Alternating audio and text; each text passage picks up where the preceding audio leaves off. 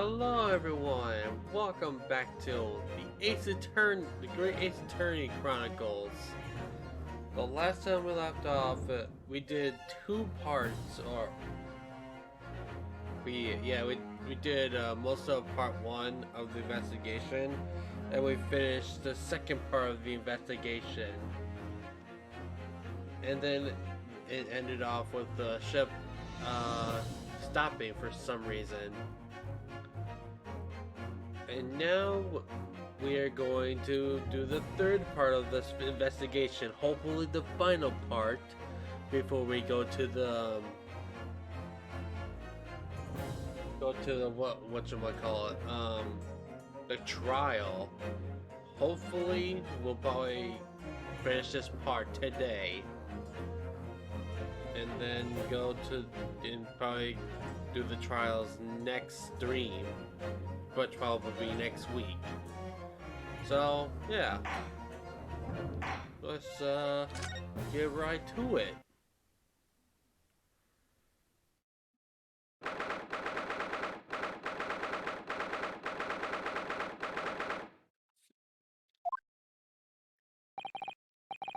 Somehow the door to the cabin where we end up bolted after we made an emergency stop. Susato-san took a deep breath, then gently slid back the bolt. Oh? What are you doing, Miss Pavlova's quarters? You both look unhurt. Good. Yes, we're fine, thank you. What on earth happened? We heard something about how we were going to collide with another ship. Yes, it appears to have been a false report, though. What? Bruh. Oh, how did that happen? There's a dense fog outside, so it's extremely difficult to see. Someone must have thought he saw a ship ahead. This person obviously triggered the alarm and that's why we made an emergency stop. Everything is chaos. Passengers are screaming. The crew are running everywhere. This first class area is the only quiet part of the ship at the moment. Oh, I see. Someone triggered the alarm. Does that mean that someone pressed the button outside? Ah! You wicked intruders dressed in all black. Are you the devil? Sorry, me? I've been called a lot of things, but devil is a first. You opened my traveling case. How could you? What? Oh no! We didn't touch it. That's right, Miss Pavlova. It was already open when we came into your cabin. Inspector! Yes? Arrest this man. I know he did it. He is a criminal. It is not enough that he has killed a man. What? Stop! And he just stole as well. If Vexen promises not to steal chicken, do you believe?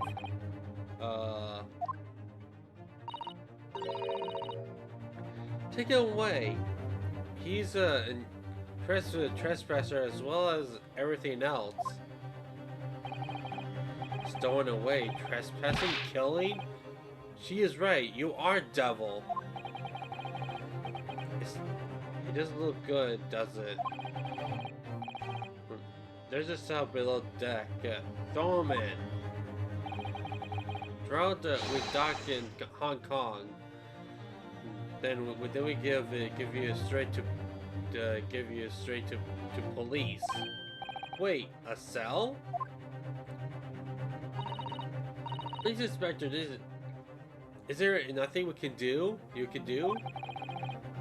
This is a Russian vessel. Oh, I really have no jurisdiction here. After my last effort of appeal to the captain's good nature, I think I'm out of options. This is terrible. This is a crisis. I've got to find a solution immediately.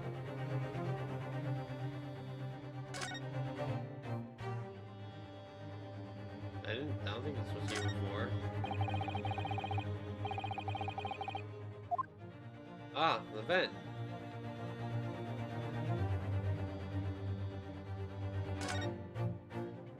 What? Hello?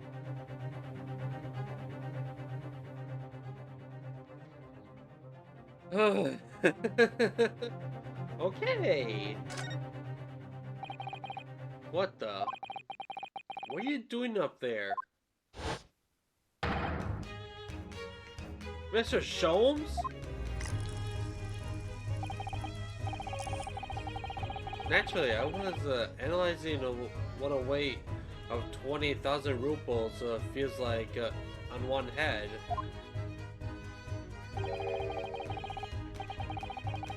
Okay then. Have I not told you that as a detective, it is my business to know what other people do not. This isn't mere tomfoolery, my boy. No, no, no. Well, why were you hanging from the hook before then? Is it obvious? To properly asset the weight of 20,000 rubles, naturally. I wish to determine if it would bend that consented looking hook on the wall. So full of brag and bounce. I never know whether to take this man seriously or not. Ah, you again, the great detective. Ah, Inspector, I confess I've been looking for you. I have something to report to you most urgently. Well, you might try looking for me somewhere else other than a hook on the wall next time. What is your report? Speak! Here's your report from the great detective can mean but one thing. Yes. The case is the curious murder that took place last night here on this vessel, the steamship Burial, has been solved by me, naturally. Oh, really? Please do tell. What? Seriously? Yes, I have eliminated all other possibilities. No other explanations exist. So, allow me to illuminate all your minds. For I am about to reveal my great detectives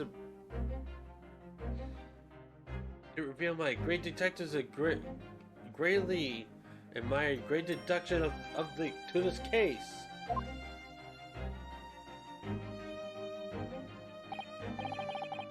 Ah, you have solved it? Even a hedgehog understands this case.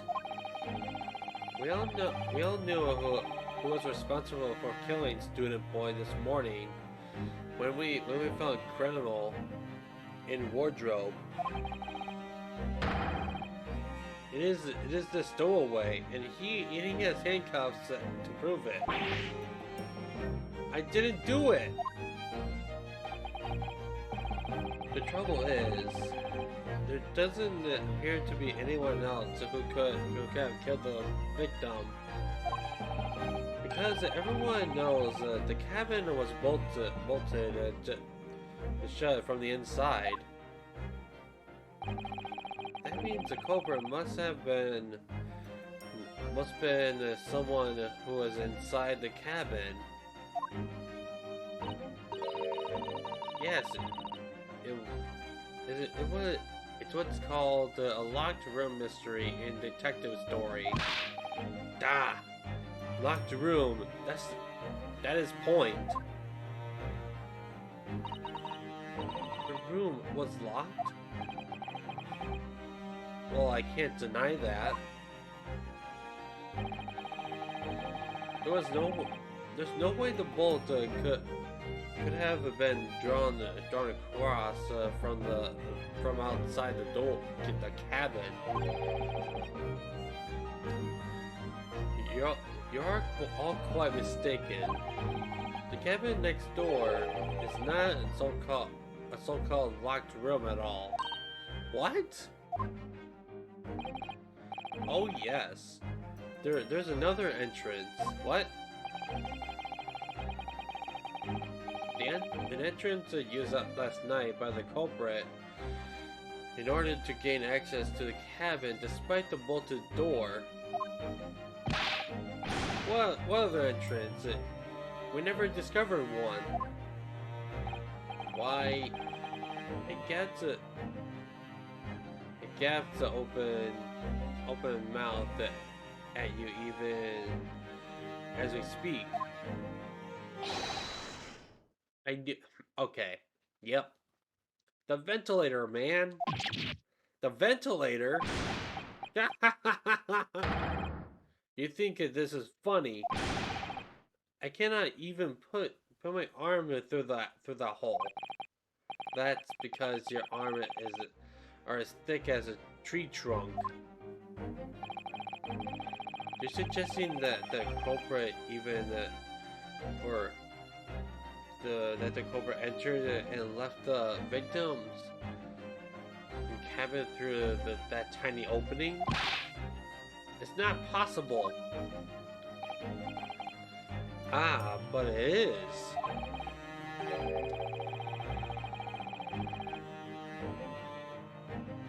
Water. And last night, the victim even witnessed the intruder in the act of passing through the ventilator.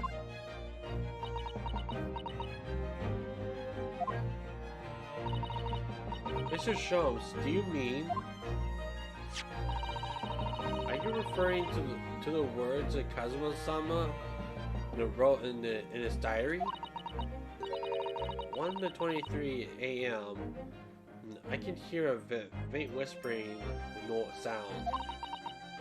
1:35 a.m. What looks like some sort of speckled band is dangling from the ventilator grill.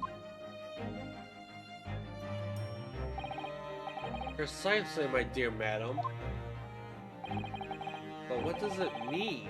What is this speckled banner? The answer to the particular conundrum is in this very cabin. What? Alright, put him up. But Mr. Sholmes, what are you doing? There's a distinct element of danger, but fear not, I am ready. What I am about to expose it for you all is to see will shock you to your cores. Behold! Yeah! What the? Oh, what?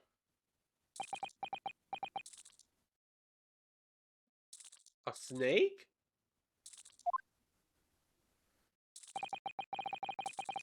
Allow me to introduce you all to the band. The speckled band! No way. A snake. Wait, that actually opens up more possibilities. I think the snake killed Kazuma.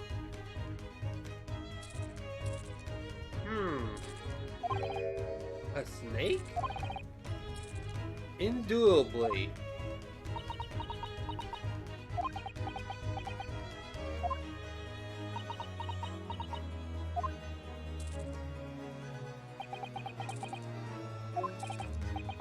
Mr. Sholmes, just one thing. Pray, what troubles you? Excuse me. Well, that snake isn't really speckled, is it? It's more like, it looks more stripy, wouldn't you say? Hmm? Yes, you're right. I think that in this case, you have to call it the striped band, wouldn't you?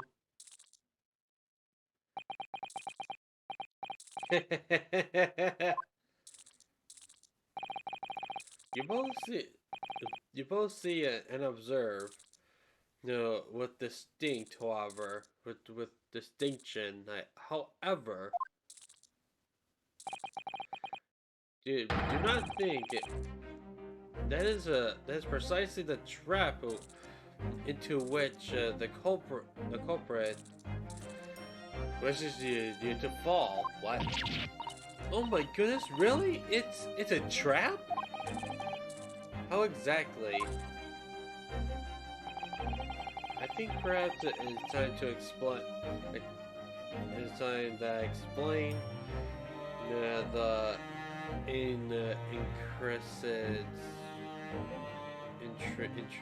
intricates of my train of thoughts. Are you ready, Miss Pavlova? I'm sorry for the young man who died, but that is all. His death has nothing to do with me. This whole thing is nothing to do with me. There's two conclusions I have drawn from the fact. Number one, last night your friend infiltrated the victim's cabin. Ah! And number two, the same friend that was responsible to the victim losing his life. No. She turned as white as a bowl of rice again. Mr. Sholmes must be right. He hit the nail on the head. You see a woman's friend killed Mr. Asogi?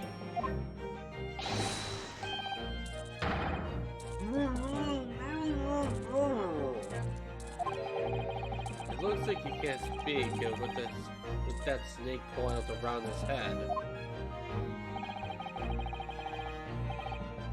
I would advise a little movement as possible, Seaman. You wouldn't want the fangs of that long friend in your neck. So everyone, let's begin. Sherlock Sholmes is proud to present his logic and reasoning spectacular. Oh, this again.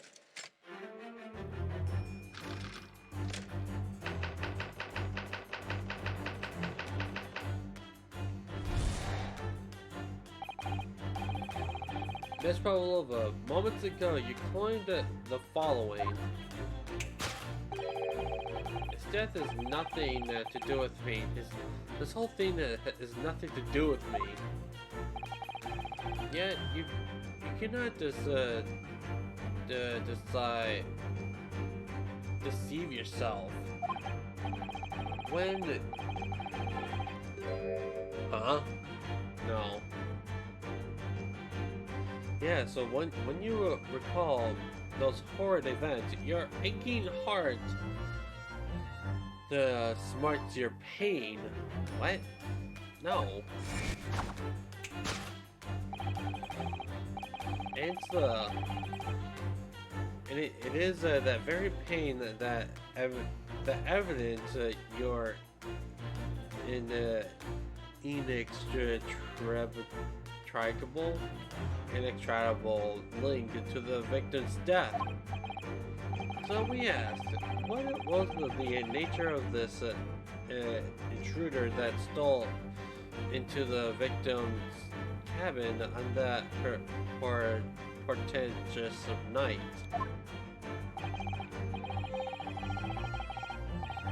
Why, naturally, it was the friend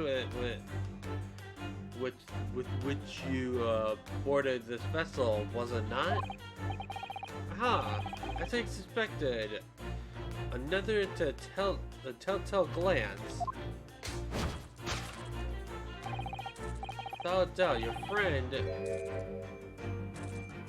is the withering serpent we see before us. And yet, the fact leaves us in a quandary.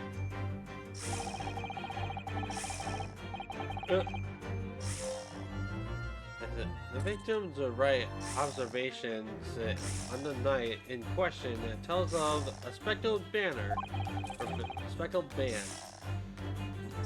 Whereas regrettably, this specimen marking does not fit the description in any way.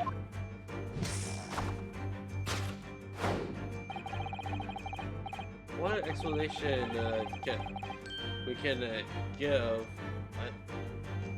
What explanation can we give then? Pray, what was the sight that fell upon the victim's eye last night? No, don't look at me. It has nothing to do with any of this. Oh, but it does. You have the answer to this quandary, even now, hidden behind your back.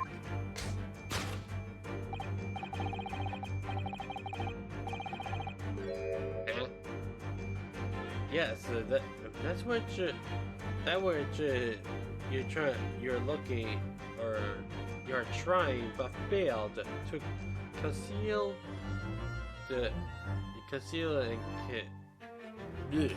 To conceal can only be the snake's the slogged skin. Evidently, after the subtle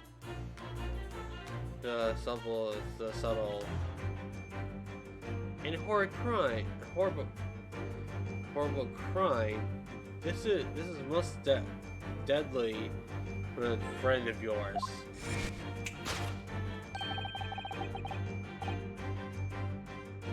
Shed its own original skin. No, I don't know what you're talking about. Ugh. Last night, through the ventilator, visible in this cabin, your then expected friend slithered that next door. Using the bell on the other side as the bridge, the snake silently descended to the victim's quarters.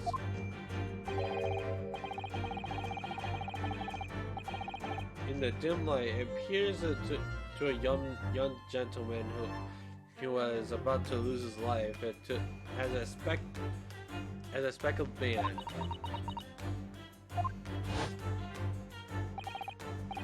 In summary,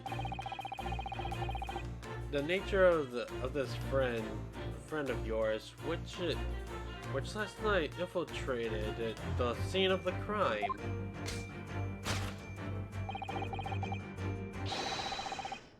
It is a rare breed of snakes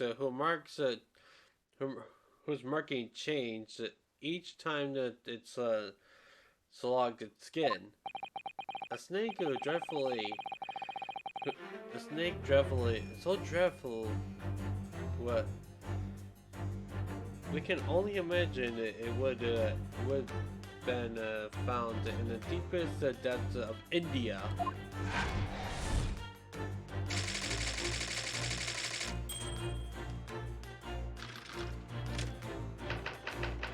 There's more. Great.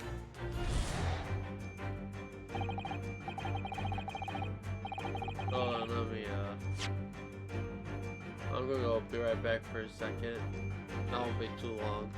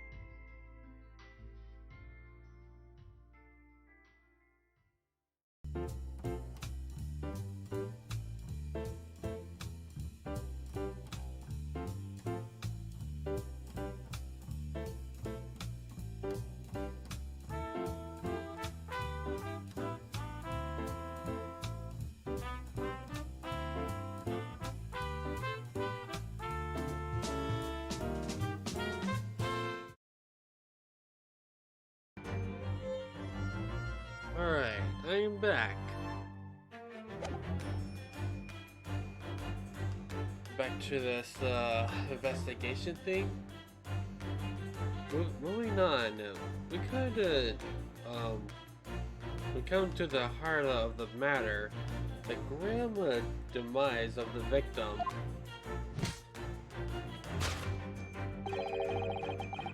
How did this young man lose his life, and why?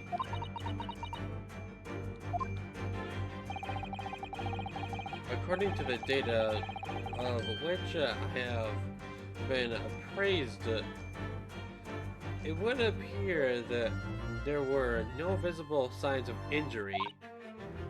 Oh?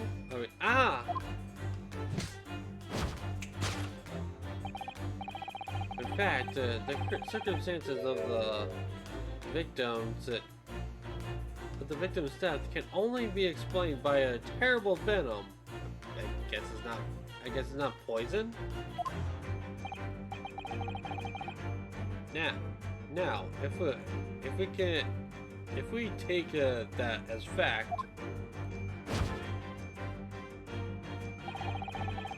we can reasonably imagine that there remains evidence to affirm it as a sign of the crime. Oh no, could there be?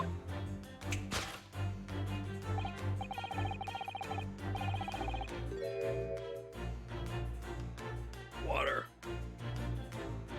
Yes, an examination of the deceased body will prove the cause of death.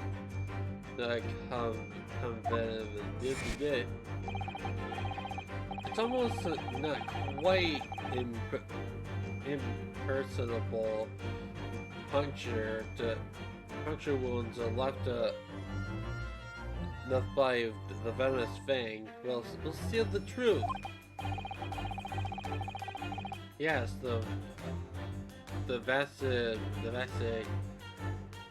of a snake bite delivered by your terrifying friend.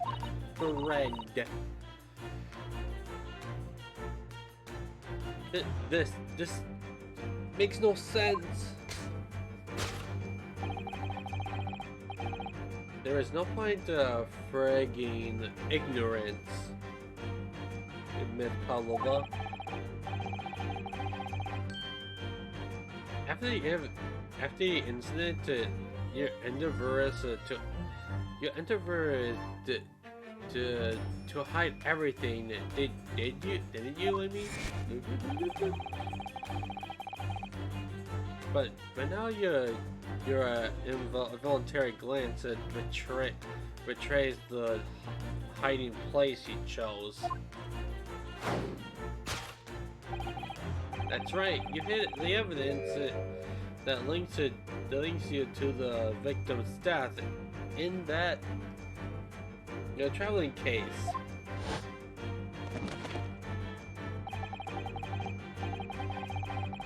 When we first met in the cabin, it came to my attention that your case moved periodically.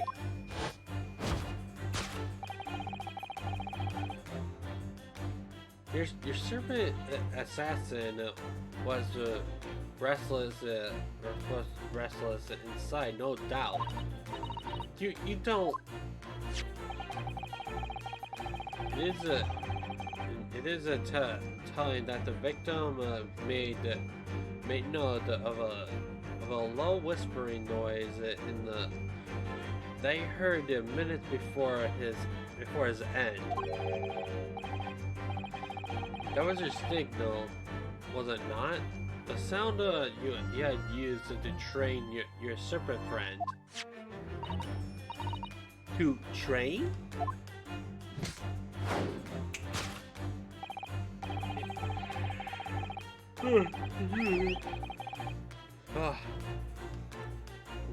Indeed, you put the serpent through the ventilator and wait. After a period of it, you summon back with the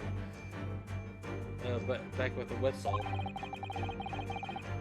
You couldn't know if the animal had done its business, so you would listen for signs of life next door.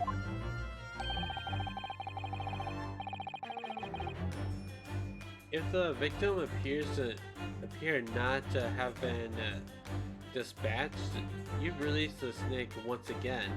What's more,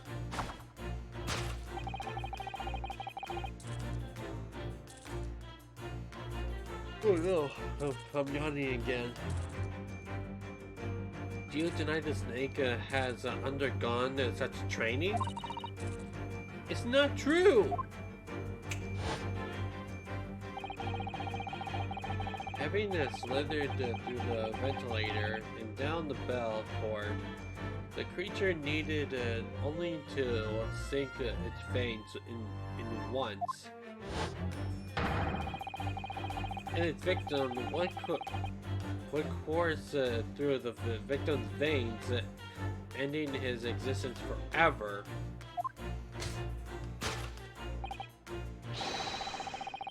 That is the true nature of the speckled band that took the poor young man's life. There can be no doubt that my logic is infallible. Okay. Just okay. Okay. Yeah. Yeah, definitely.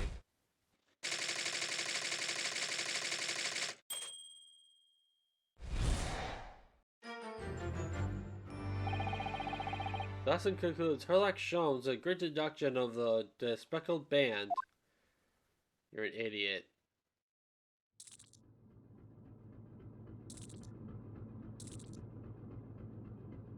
Exactly. Miss Pavlova has trained her pet snake as a killing machine. They're on the floor. You will observe a source of milk. The promise of food. It is key to train any creature. Milk.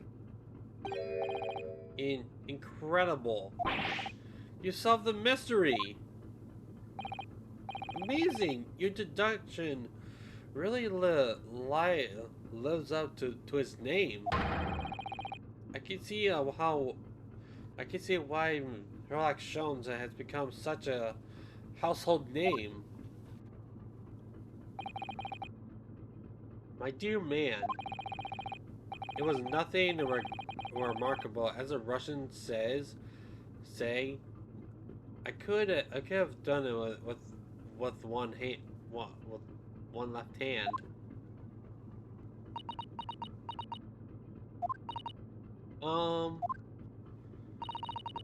Could I venture an option, Mr. Sholmes? But of course, what's on your mind? It's just about your deduction before. It's something. Some things don't quite make sense to me. I welcome questions as to my method, and will answer both loudly and proudly. Oh, well, good. First of all, snakes are egg-laying creatures, the part of the reptilian family. You are well informed, madam. And reptiles, don't drink milk. Ah! It's really only mammals that like to drink milk. You see? And technically, we are mammals too. So I'm not sure. I'm not sure it would be possible to train a snake using milk as a reward. No matter. No doubt Miss Pavlova used some other treat to encourage her pet to do her bidding. Milk was merely an example. The logic holds. Well, there is something else. Snakes don't have ears. Ah! Yes, so I'm not sure it would really be possible to signal to a snake by whistling. But madam, what of the tales of Arabra?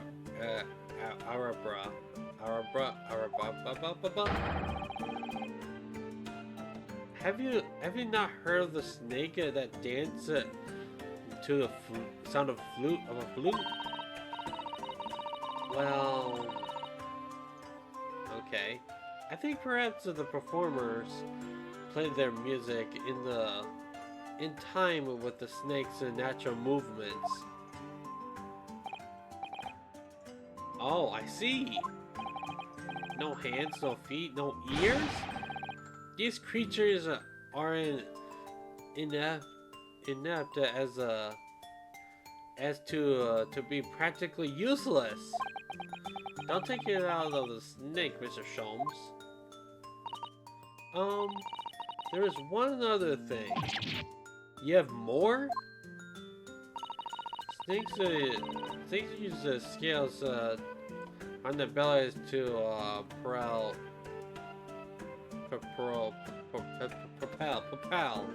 themselves. So I'm not really sure that a snake could manage to climb up a flat bell cord like one of the cabin. It is. Then it should be hard. It should try harder. Please, don't be angry at me, Mr. Sholmes. The point is, even if the snake had gone through the ventilator to the next door cabin, it couldn't have come back without help. So, what I'm trying to say is that there is a number of reasons why it's difficult to imagine the snake could have been a part in this. Oh,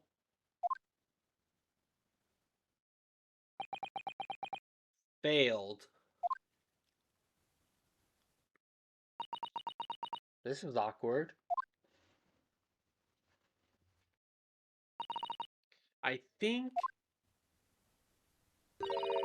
we need to step in and help again, Mr. Naruhodo. Oh no, you don't mean... Yes, we need to modify Mr. Sholmes' latest deduction and turn them into a great one that they ought to be. I have a feeling that was coming. All right, let's give it a try. Just what I was waiting for, Mr. Naruhodo. Okay. Yes, right. So, cast your eyes down on your wrist again. What?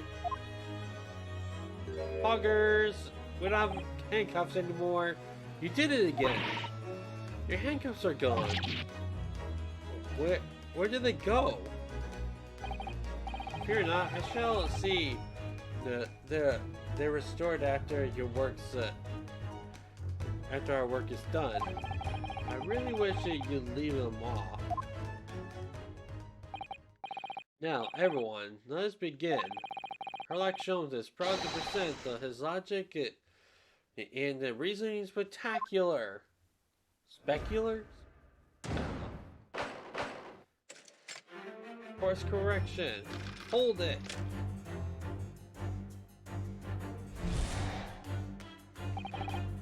Ms. Palova, the moment ago you claimed the following. Instead is nothing to do with me. This whole thing is nothing to do with me. Yeah, you can't deceive yourself. Yeah, so when you recall those, she does have a pain expression on her face. Yes, that's true. She looks like she looks as though Kazuma someone's death is weighing her heavily on her mind. But you're not sure Mr. Sholmes has read her quite correctly. Is that it? Could there be some other way to interpret her expression then? I think I will. Yeah, it really looked closer to Miss Pavlova.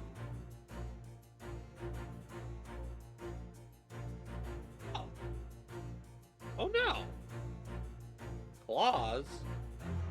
Yes!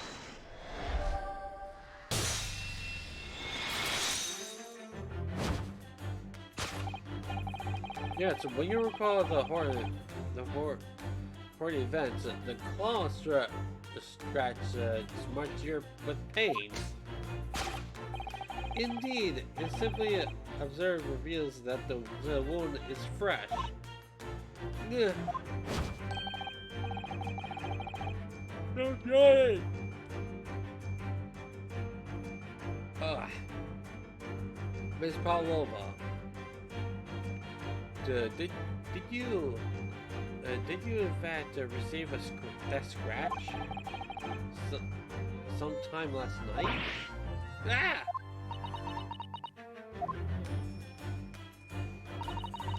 When I think about the young man who died next door, I feel so sad. And when I'm sad, the pain from its wound is worse.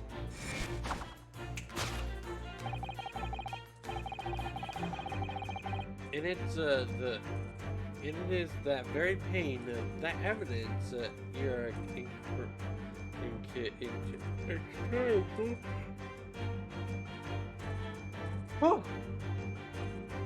link to the victim's death.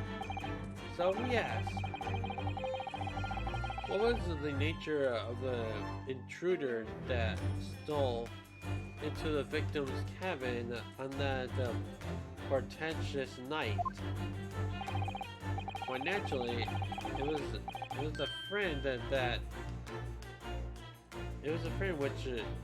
with which you boarded this vessel, wasn't it? Ah, as I expected, another telltale glance.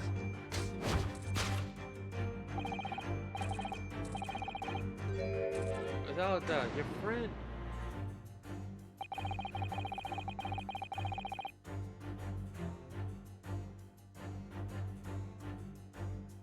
Whew, I'm sorry again. It seems likely that the scratch mark on the back of Miss Pavlova's hand was made by this friend of hers, doesn't it? Except snakes don't have claws, do they? No, they don't. Duh, you're looking at one right now. They don't even have hands or feet on which claws might grow. Well then, if that snake isn't her pet, what is? What's the true identity of this friend of hers?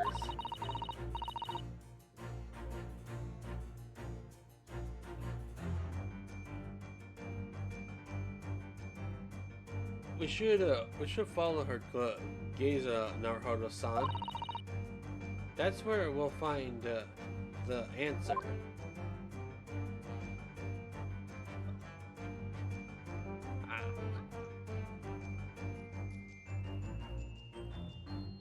Found it. Yes! What? It's the stupid pet! Whatever.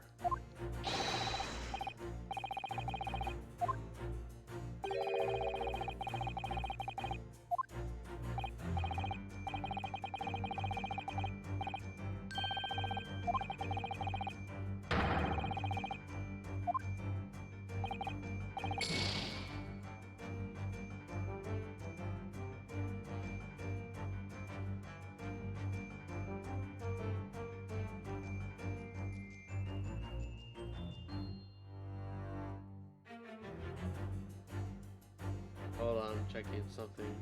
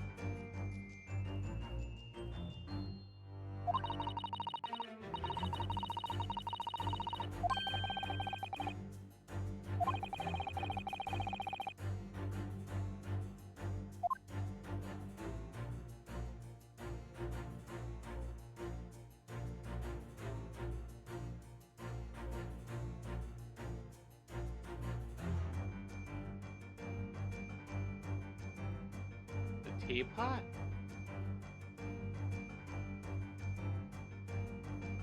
Yes!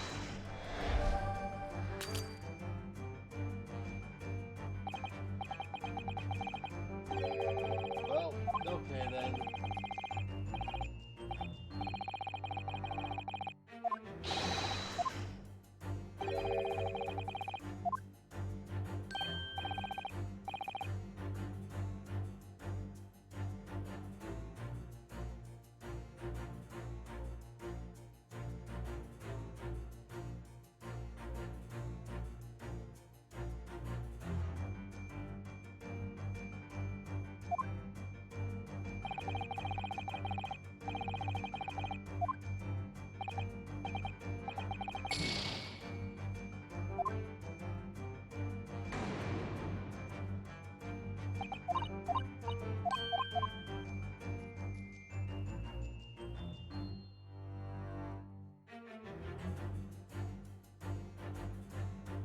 Yes!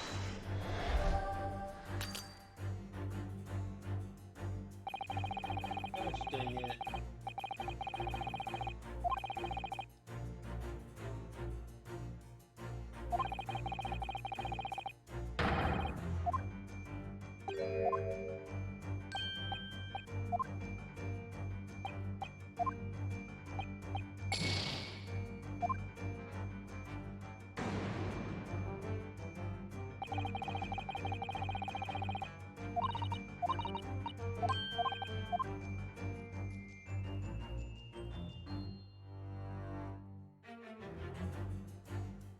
I see that cat. Isn't that the correct one?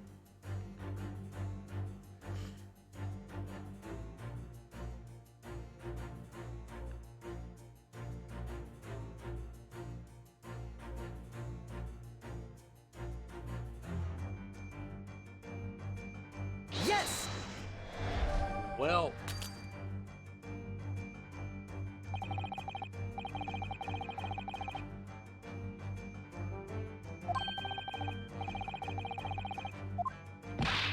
wow.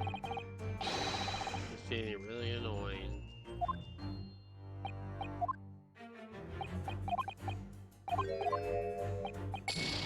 Oh, okay, I can just hold B to fast forward.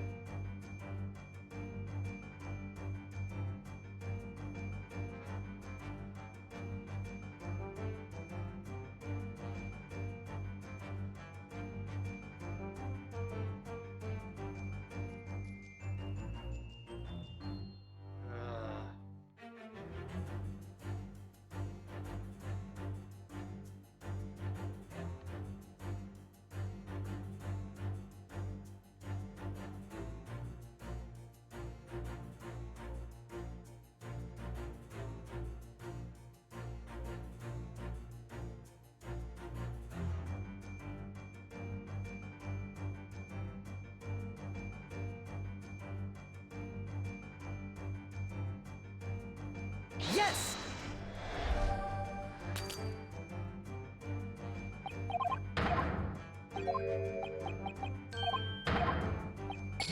Whoops.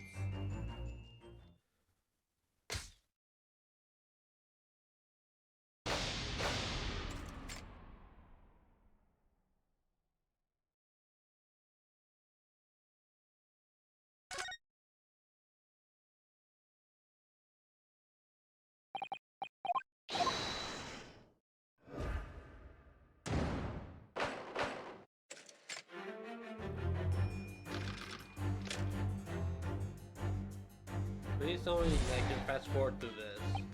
Thank you.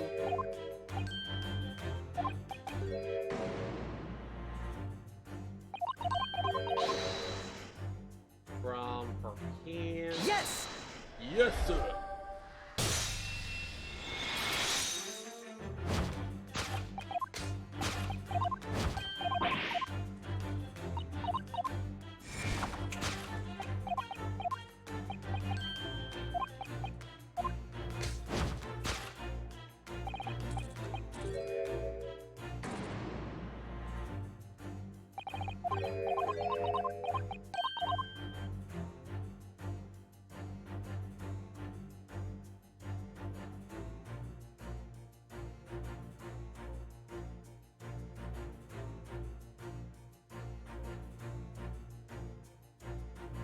something on the ground I'm missing.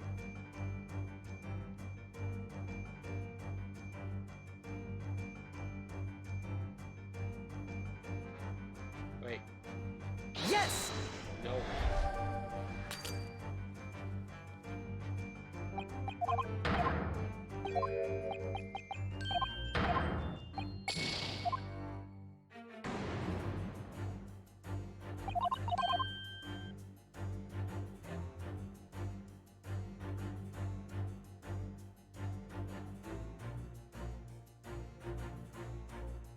Teapot. It's the stupid Frank! Yes! Is it, is it not?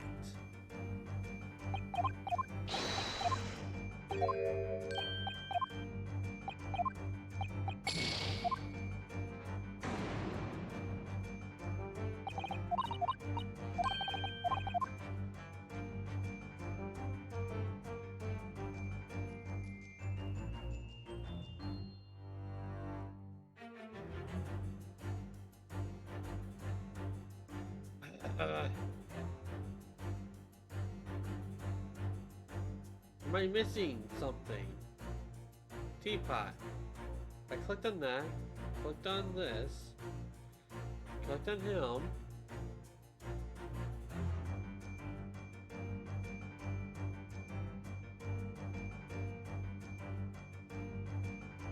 Wait.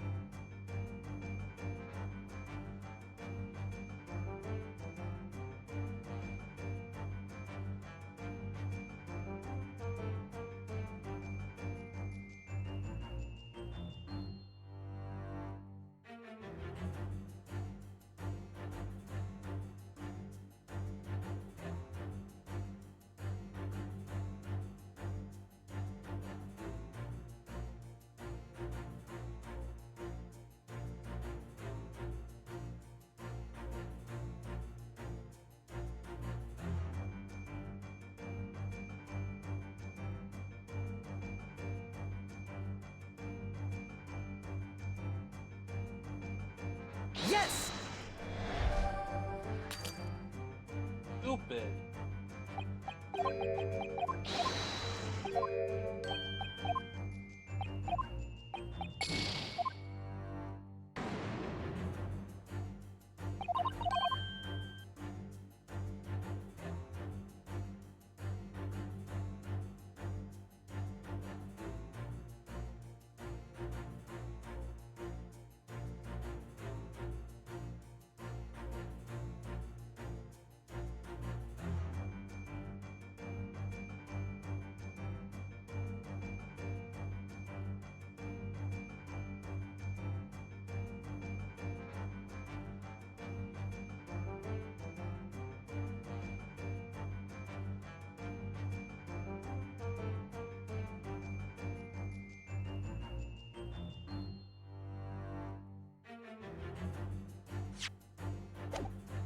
This is confusing.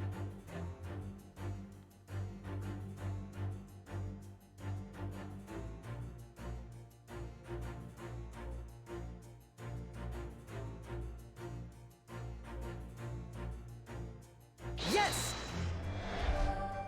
This is stupid.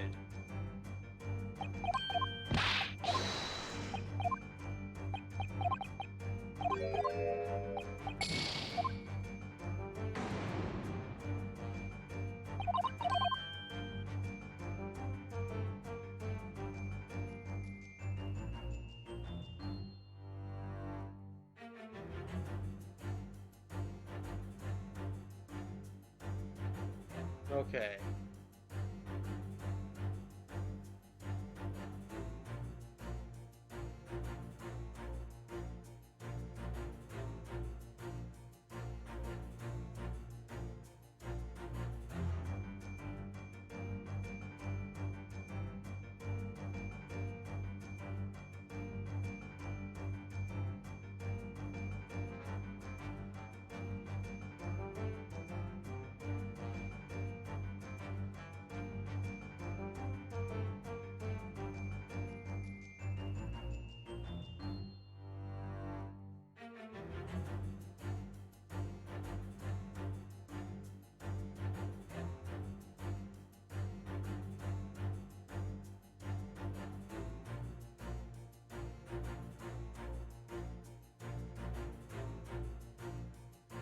confused.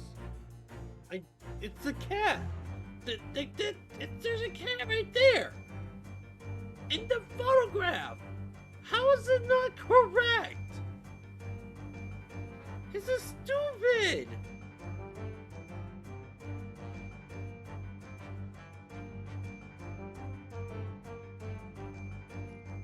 Where's this stupid cat? Besides the photo. What? Come on. This is actually frustrating.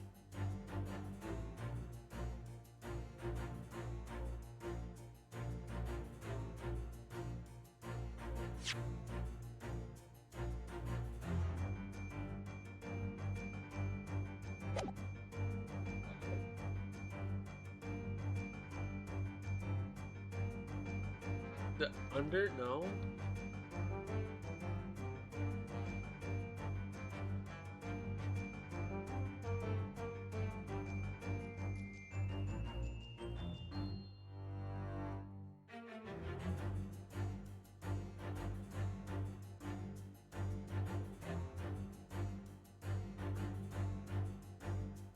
Yes!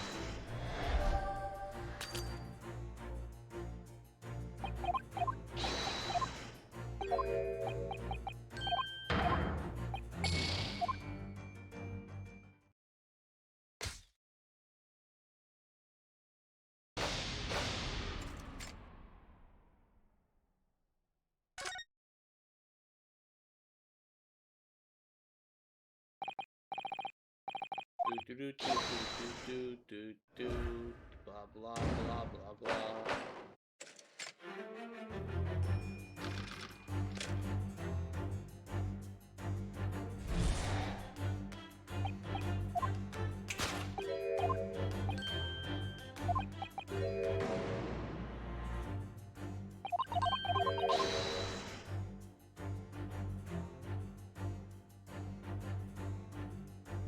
And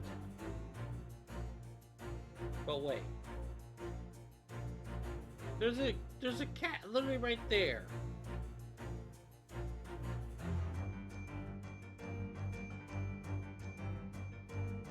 What?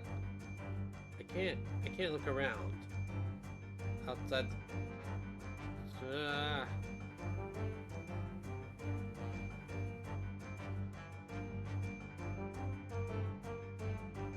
Hand. Yes!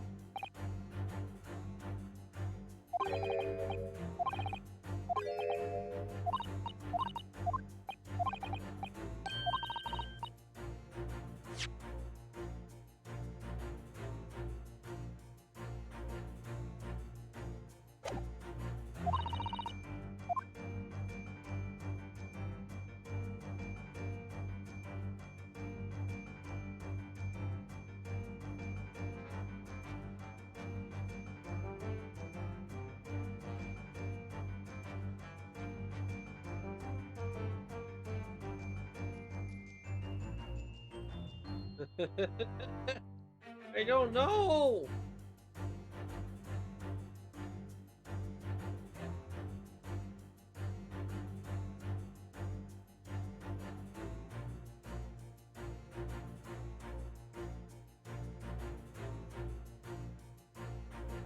This is too embarrassing.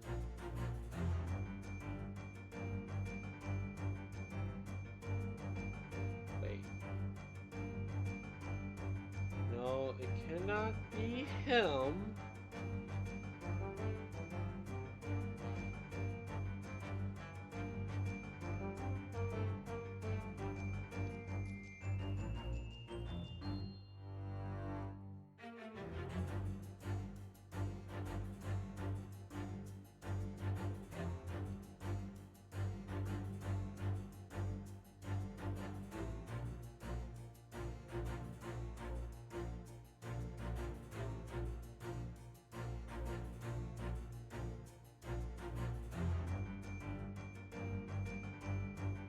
Yes!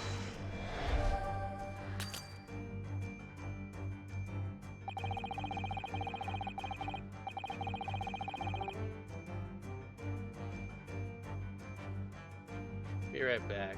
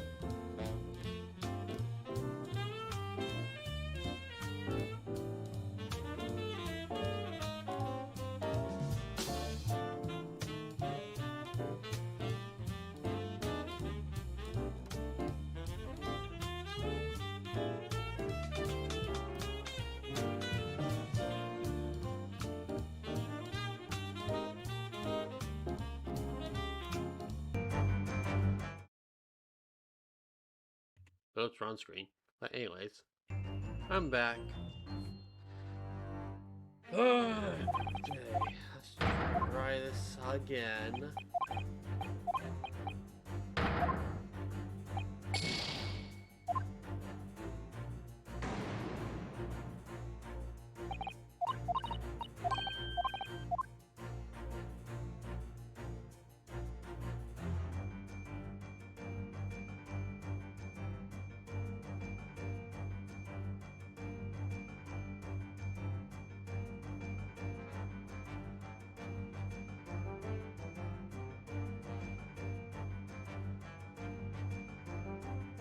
Yes!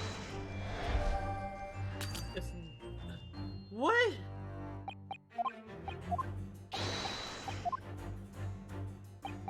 This game is stupid! I was clicking on the stupid cat!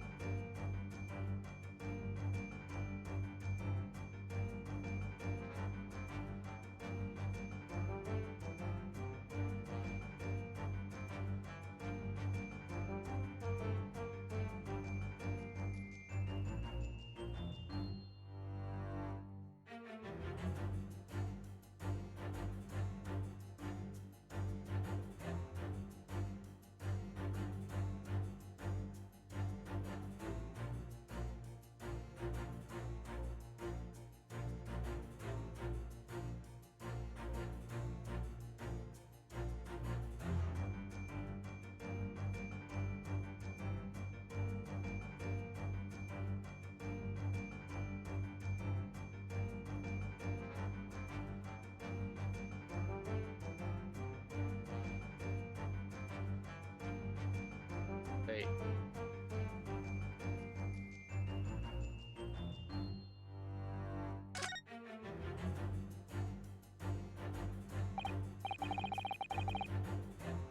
I feel so dumb right now. I feel so dumb. I didn't even press A on it. Okay. Yep. Well, I don't know why I was raging there. I figured it out finally. Yep. That's fine.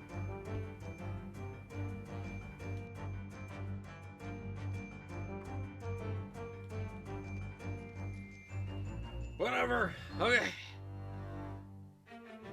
Look at the photograph in this frame. It must be something Miss Pavlova brought with her when she ran away. It's a adorable cat.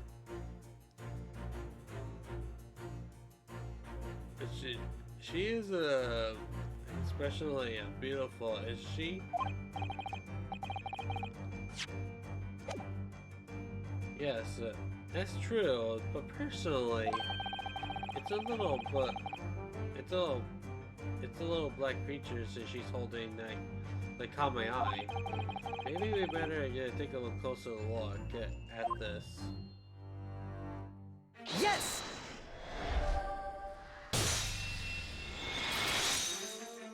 I'm done! I'm done! I'm done! Matilda, your friend is the little kitten we see before us. That scratch on the back of your hand, it makes that abundantly clear. Oh no! The whereabouts of this black cat isn't clear, but what is clear is that you brought an animal with you when you ran away, didn't you? Ah!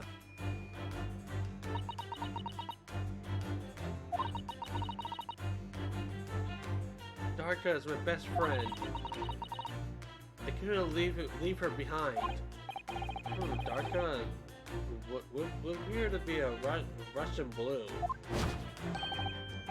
And yet the fact leaves an inquiry. The victims are written observation and the night of in question tell of a speckled band.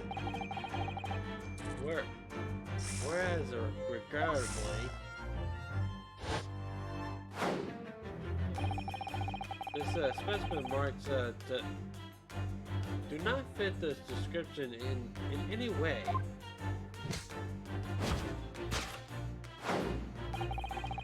What explains it?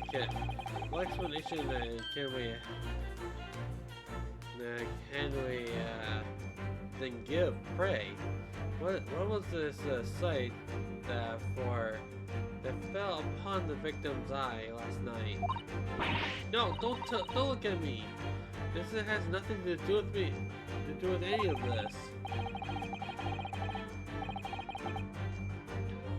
But it does. Oh, but it does. I have the answer to this quandary.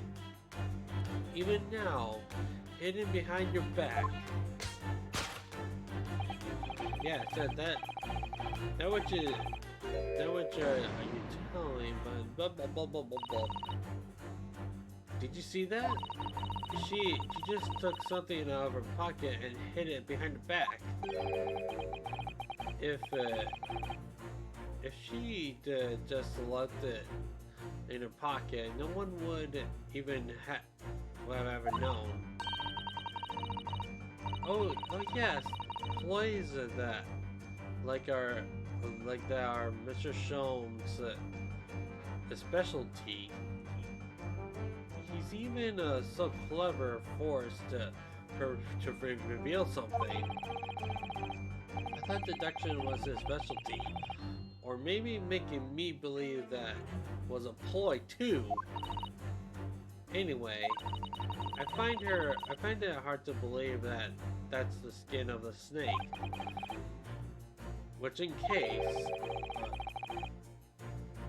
In which case, just what is Miss Pavlova's hiding behind her back?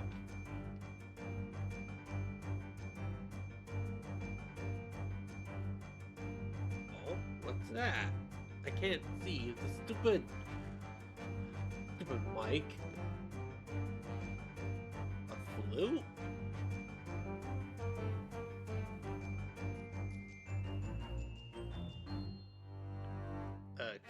Come on, stupid camera.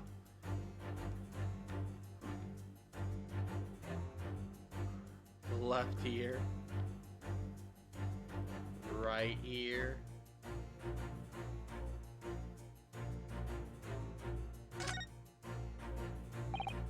Well, it is speckled and it's abandoned, but what is it? It seems to be soft and fluffy. Now, a long piece of cloth of some sort, and it looks like it looks like a handle on the end, on one end. I think it may be a cat toy. It's sort of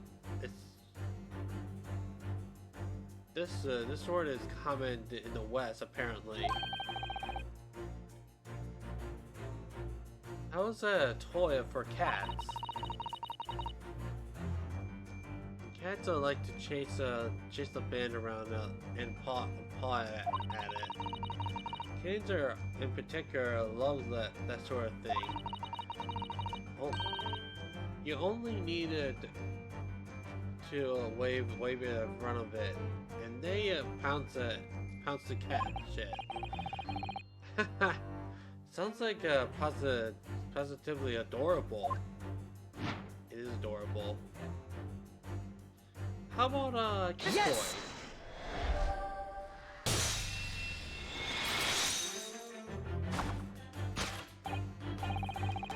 Yes, the thing you are trying to hide but failing to conceal is a cat toy. Precisely the true nature of the now for infamous abandoned spangled band. Ah!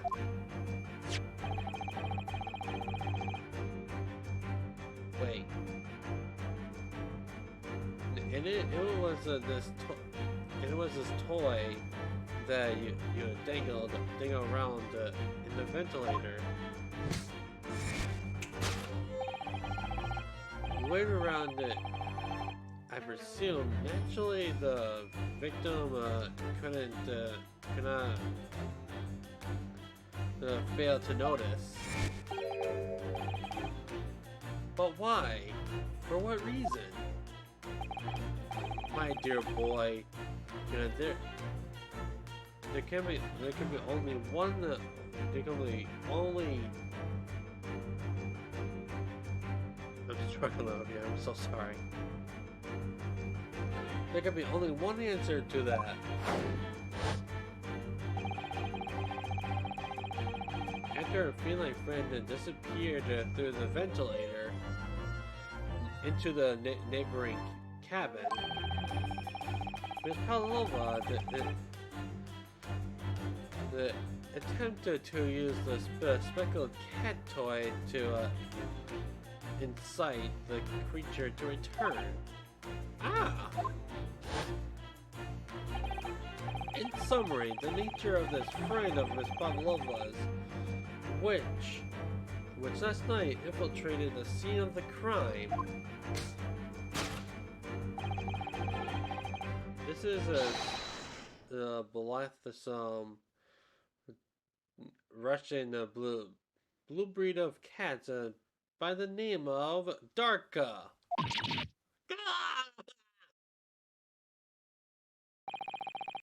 Truly a troublesome feline young Darka is proving to be. She must be a cage once found. You will forgive us for borrowing the photograph of your pet, Miss Pavlova. Poggers.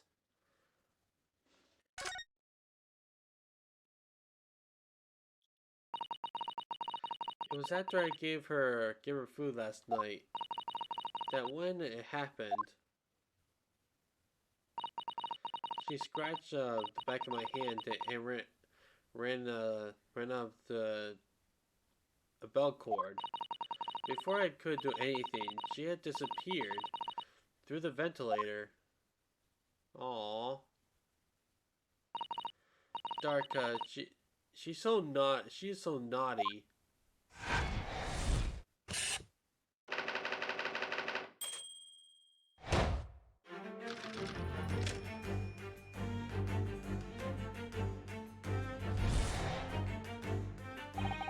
Moving on, we come to the heart of the matter, the grim demise of the victim.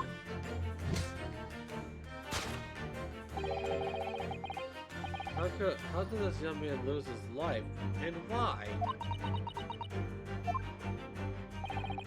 According to the data, of which I have been appraised, it would appear that there were no visible sign of injury. Ah! In fact, the circumstances of the victim's death can only be explained of the terrible venom. What Mr. Sholmes says is true.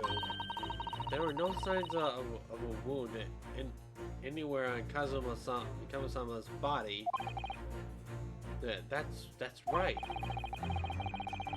But Mr. Sholmes seems to be unaware of one very important detail. Kazuma wasn't poisoned. Yes, it would seem so. Let's give him the information he's missing now.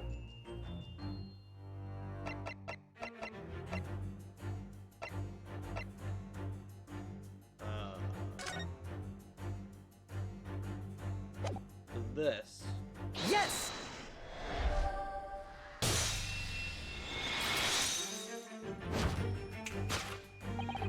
In fact, the circumstances of the victim's death can only be explained by the post-mortem report. Ah, yes, I knew it was one or the other. His neck was indeed the breaking of the several vertebrae is fatal. Only the Goliath would be strong enough to survive that. Seeming strong enough, isn't some immortal freak, you know. The jury is out anyway. We have on good authority that the victim's neck was broken. Now, if we take that as fact, we can reasonably imagine that there remains evidence to affirm it at the scene of the crime. I don't know, could there be?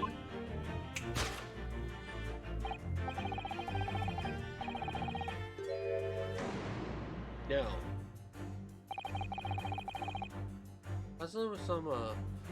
Kazuma died because his neck was broken.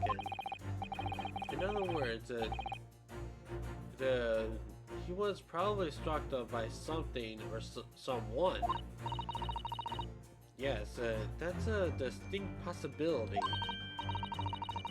As of yet, no weapon has been found, though. Presumably, Daka didn't silently creep up behind him, Kazuma, and deal him a fatal blow. I suppose it's possible that he had a fall and hit the ground awkwardly. It could have been a terrible act of misfortune that his neck broke. That he broke his neck completely by accident. Oh yes, a bad fall could explain it.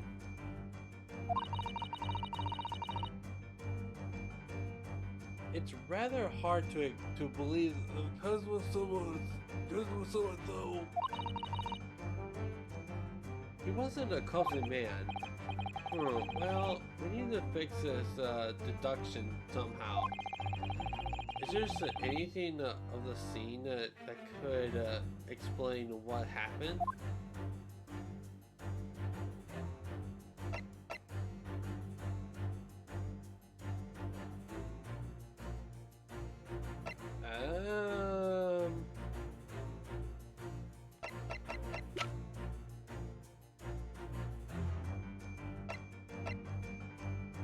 Yes! No. Dang nabbit.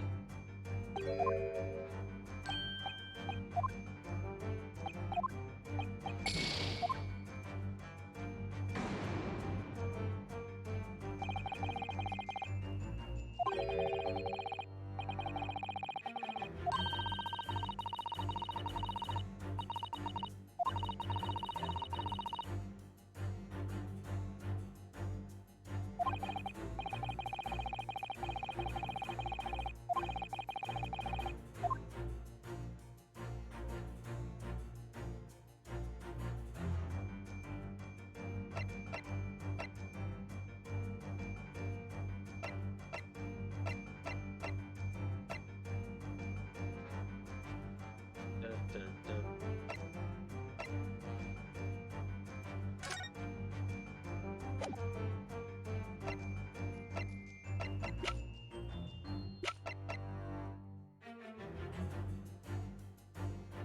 Yes!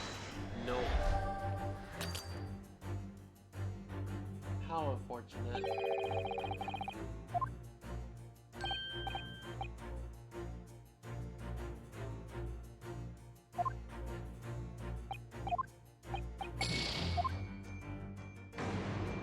Alright, this is what I have now.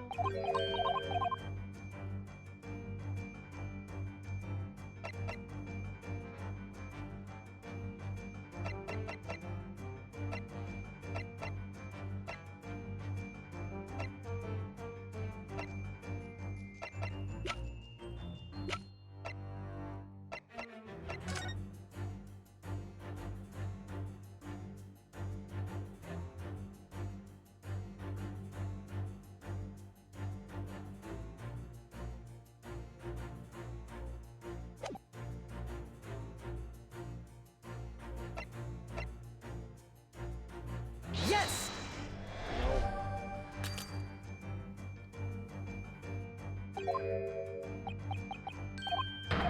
Well. Yikes.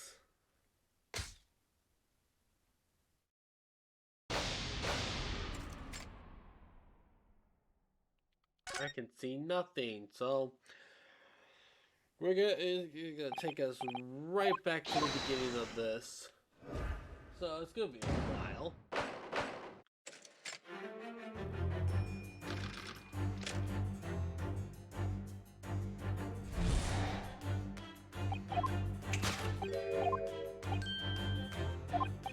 Blah blah blah blah blah blah blah blah.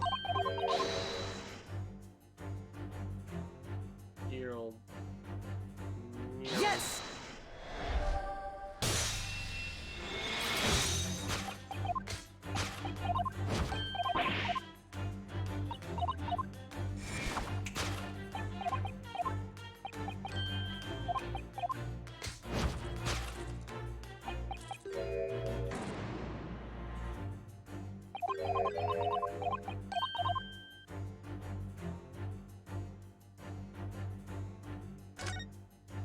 I have to examine it this time. It took me like forever to get the. I don't care. I don't care.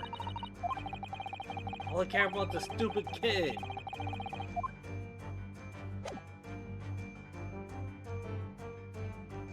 Oh wait, I need to look at the cat.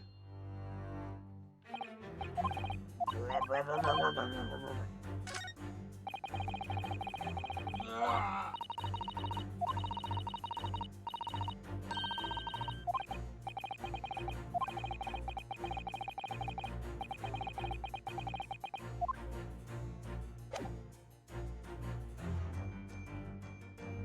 Yes!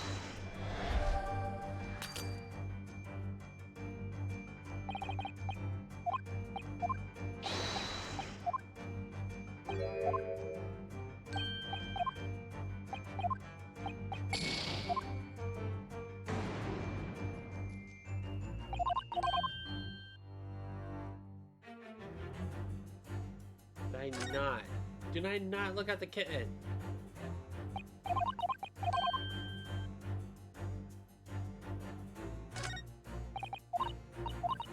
Oh! I'm stupid. Yes! I'm stupid. My bad.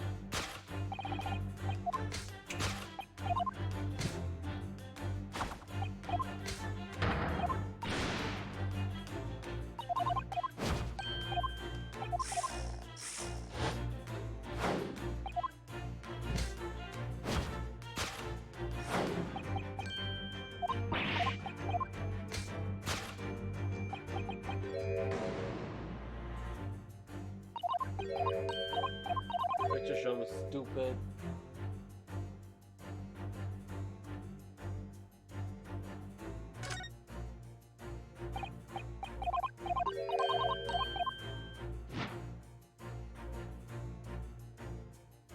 Yes! Yes, sir.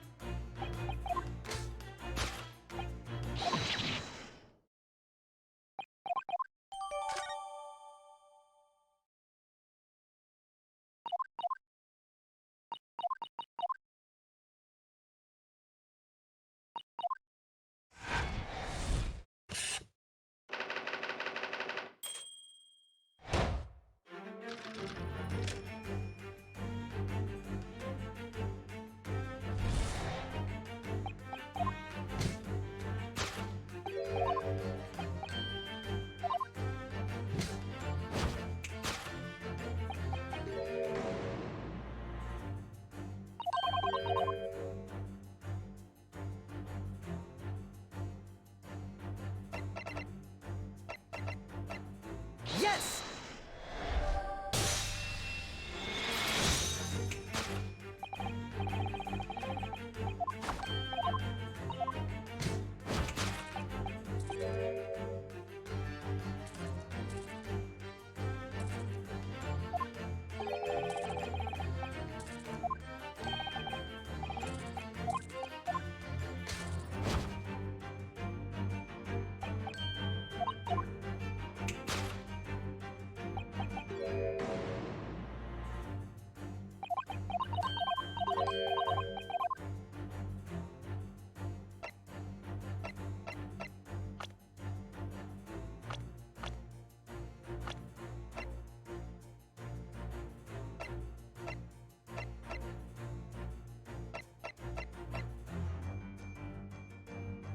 Yes!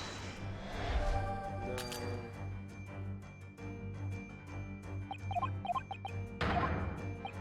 I should probably save here. Because I don't want to waste anyone's time.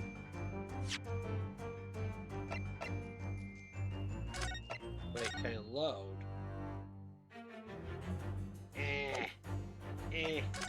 I'll just save. It's fine.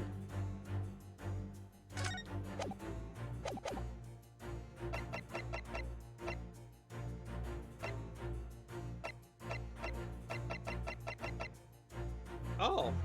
Yes!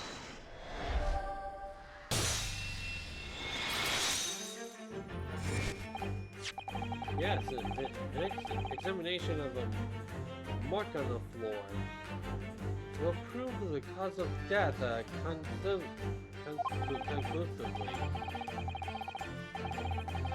This particular mark, so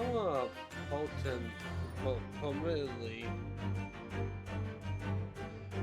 visible next to the victim's body, is it the deposit of the shoe polish. Shoe polish? Indeed, positively identified by a little analysis device I constructed, which I carry out as a matter of course. beeswax to tallow and the dye were my results. The undeniable ingredients of shoe polish. And the color of the polish is a perfect match of the color of Mr. Suggy's lace leather shoes. Look at this mark. It's not hard to imagine what happened. For some reason, Mr. Suggy must have caught his foot at the point of the floor and tripped.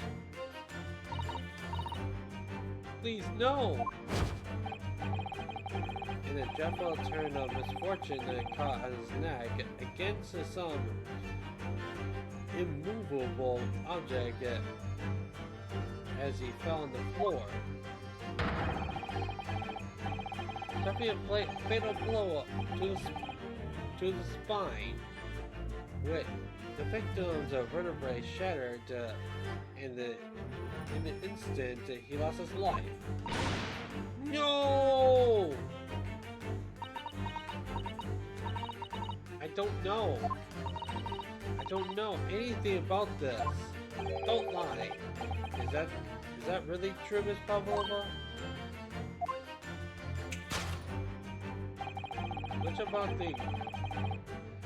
What about the evidence left at the scene where Mr. Sogi lost his life?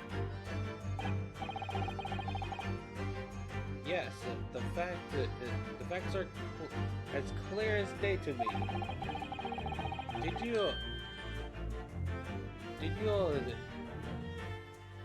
You did all you could to conceal the incriminating evidence.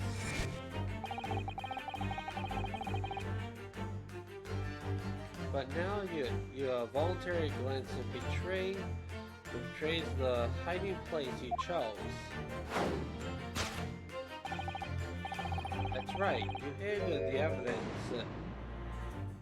Nope. I don't believe it.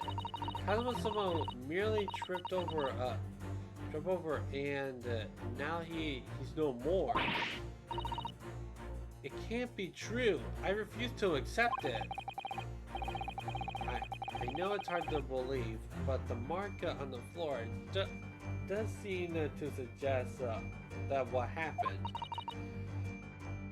But if this part of Mr. Shum's deductions right, Ms. Pavlova is trying to hide some evidence that could or that would prove it. So here in this cabin, somewhere in the direction that she casts her eyes. Where, I wonder? Let's have a good look around. The answer must be around here, somewhere.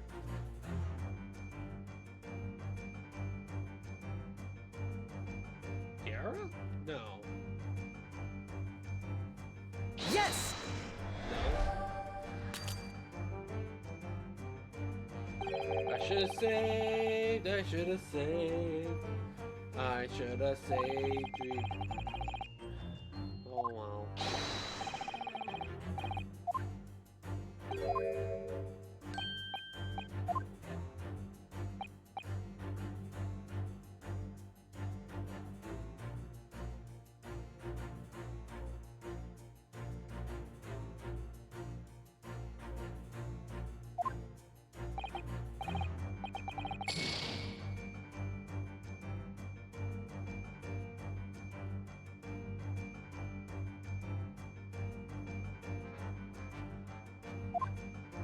No, I'm sorry, I'm reading someone's post.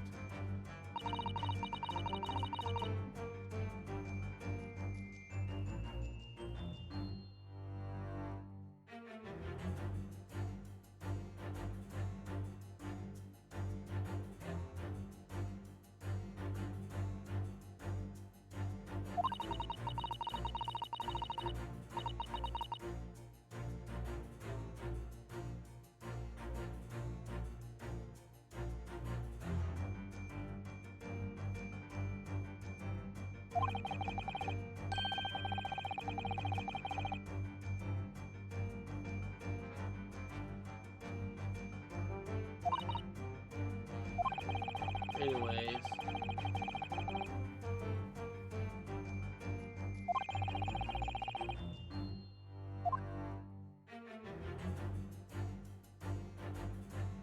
Alright.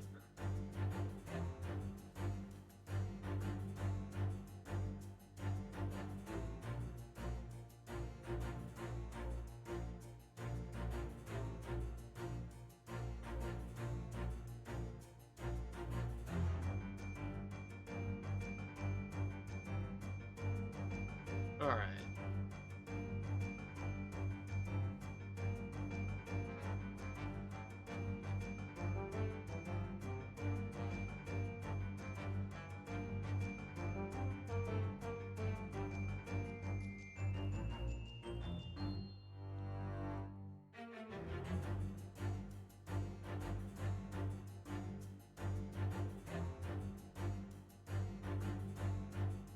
Tiara. Yes!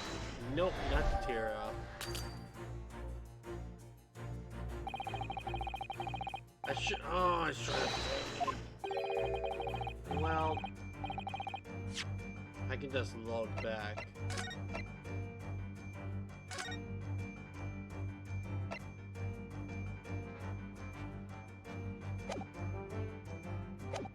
Nah, it's fine. It's fine!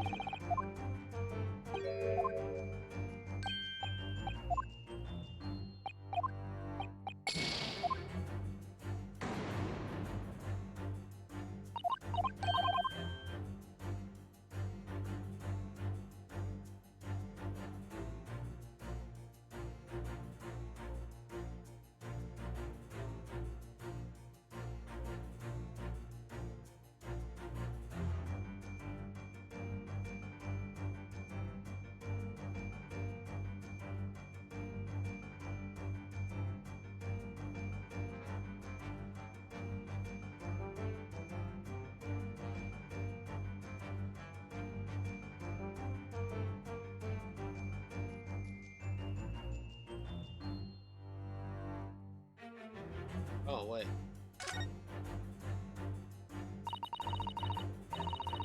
This is a waste paper basket. Perhaps all the first class cabins have been in there.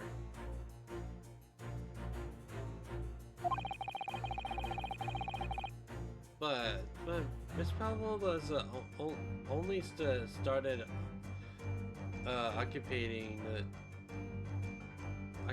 this cabin late last night. Presumably, there's not much rubber shit in there yet. What? Oh, what's that? It looks like a piece of glass, isn't it? Yes, it is. And I feel like I've seen it somewhere before. If it looks familiar, perhaps it's more than your mind simply playing tricks on you. Yes! Got it.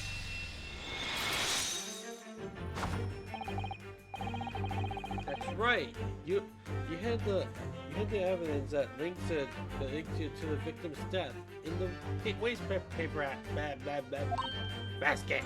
Me. Woo! Okay. Ah. Here we have a fragment of some intricate glass object.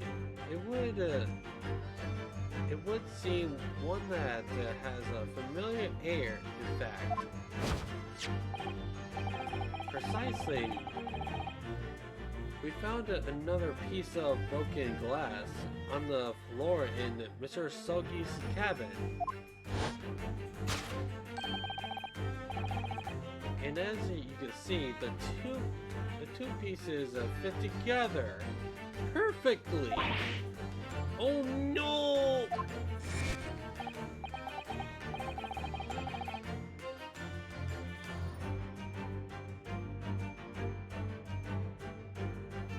So, Miss Pavlova, should we consider what this tells us? Why would it be that part of the glass object, which was evidently broken at the scene of the victim's death, should be found in the waste paper basket in your cabin? You got me! You're well acquainted with this glass spell, are you not? I don't say it. Just stop. Stop! We know. I don't know. In that harsh Russian accent of yours won't save you this time, dear girl. Why? Because we have a conclusive evidence linking you to the bell in question. What? Take it away, Mr. Naruhodo. Yes. The evidence linking to Miss Pavlova is and the little glass spell, that would be my badge. Yes! Oops. Yep. I think I got it wrong, guys. Uh-oh. SpaghettiOs. And I have one badge left.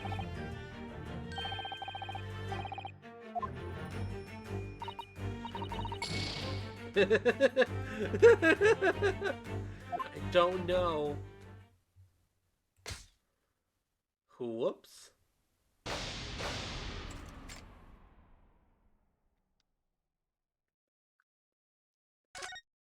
Well, let me just stop. Let me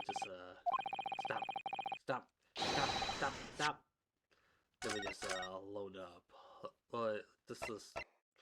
Load up a save file over here because I don't want to do that again. Thank you very much. Yes! Please don't skip this dialogue. Thank you.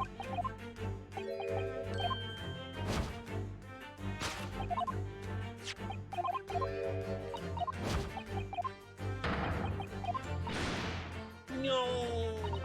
You got me! Blah, blah, blah.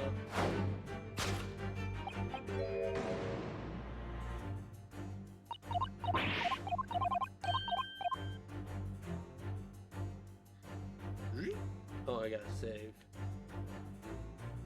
Yeah, I'm gonna, like, I can't save.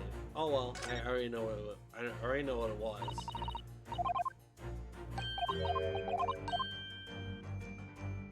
Yes! Yes! Yes, I am!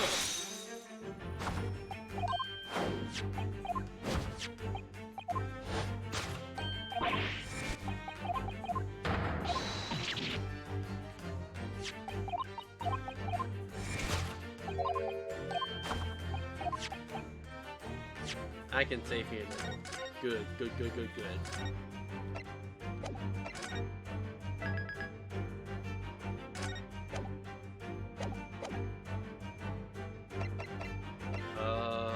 bell.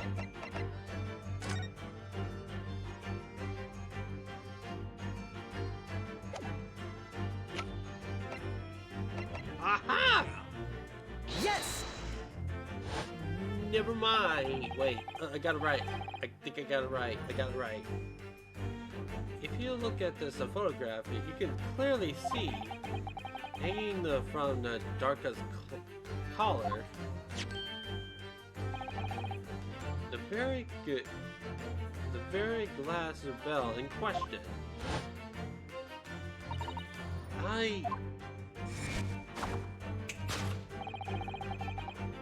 The truth has caught up with you, Miss Pavlova.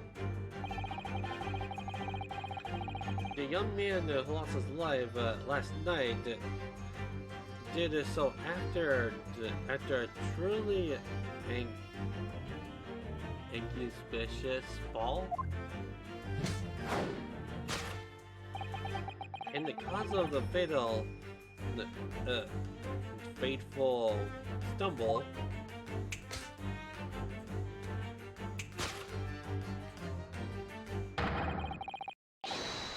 your absent feeling friend Darka. Ha. Case closed. Well, I mean,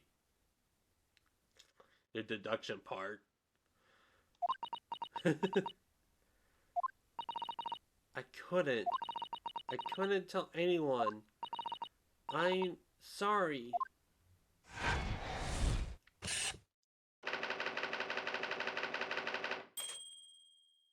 That's sad. Tripper did you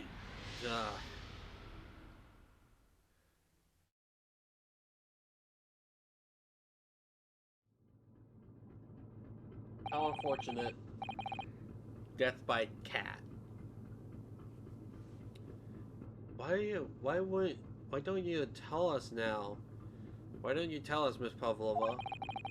Tell us exactly what happened last night. It was a little after after 1 in the morning. It was so late. I couldn't. I hadn't had time to feed Darka, so I gave her some food. And then all of a sudden she scratched me and jumped it out of my hands. People do say that cats have become very anxious and nervous in a new environment. She was so fast, she disappeared through the ventilator before I could stop her.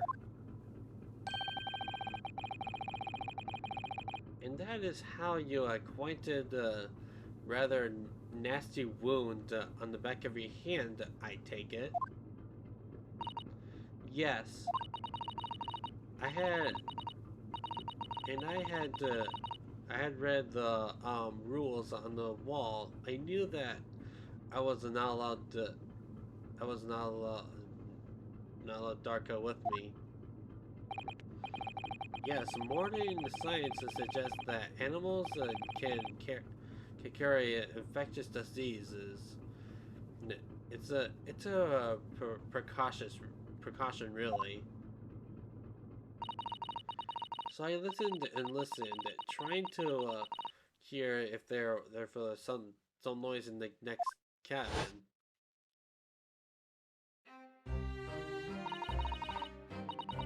It was very quiet.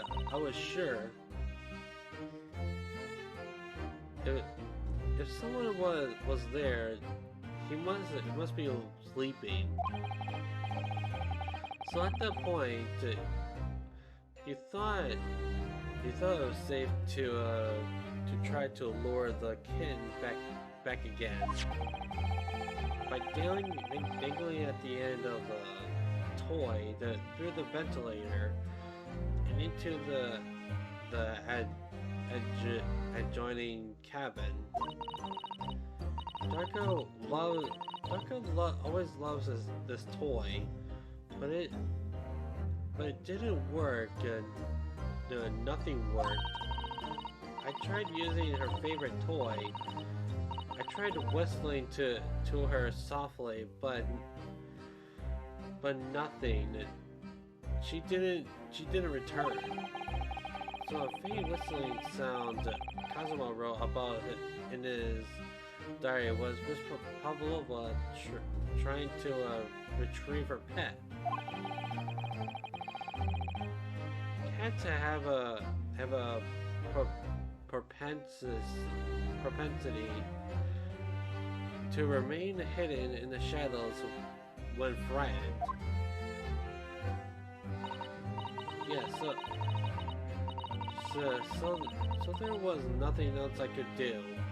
I just had to wait until she had calmed down. But then that happened.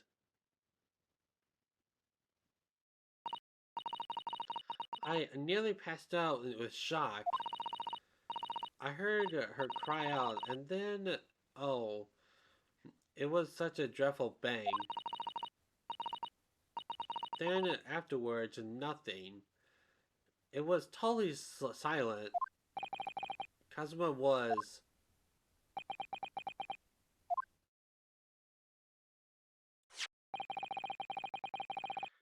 From appearance of the of the brown mark on the floor, it seems likely that what you heard was the victim stepping on the glass bell and tripped up. The essence of burial is a large vessel, but even she can pinch and roll violently without warning. If Mr. Sogi was already off balance as a result of the ship lurching when the kitten got under his feet, the combination of unfortunate factors could easily have caused him to fall over.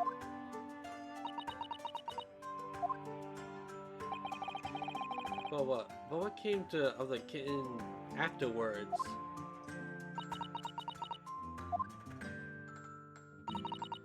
In the end, I managed to get her back through the ventilator. Yet Darko is nowhere to be seen. I must have forgotten to lock the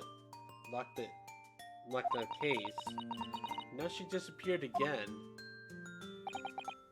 Gracious, that cat is as insufferable restless as I am.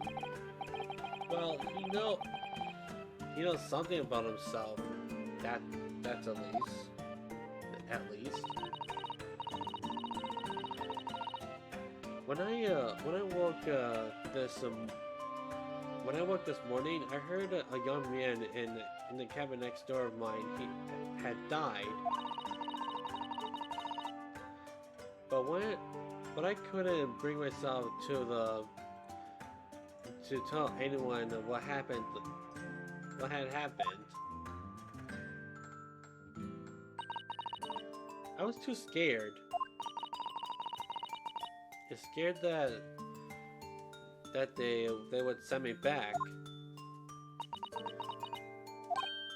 Oh, hold on a minute. What about the snake? That's right. Where is it? If the snake isn't your friend, Miss Pavlova, then who is it? Who is it? And where did it come from?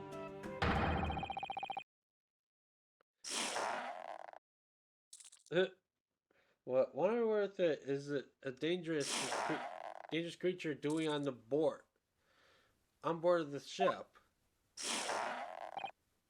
Oh, I didn't say.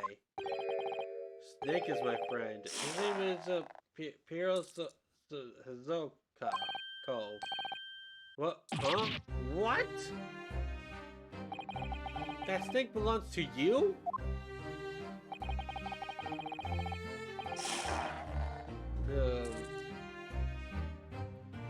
He escaped from cage when emergency alarm sound. So I was looking for him. I did not expect to find him in here. Yes. How did the snake get into this cabin? But animals are not permitted on board. Ha! We were at sea for 1 year.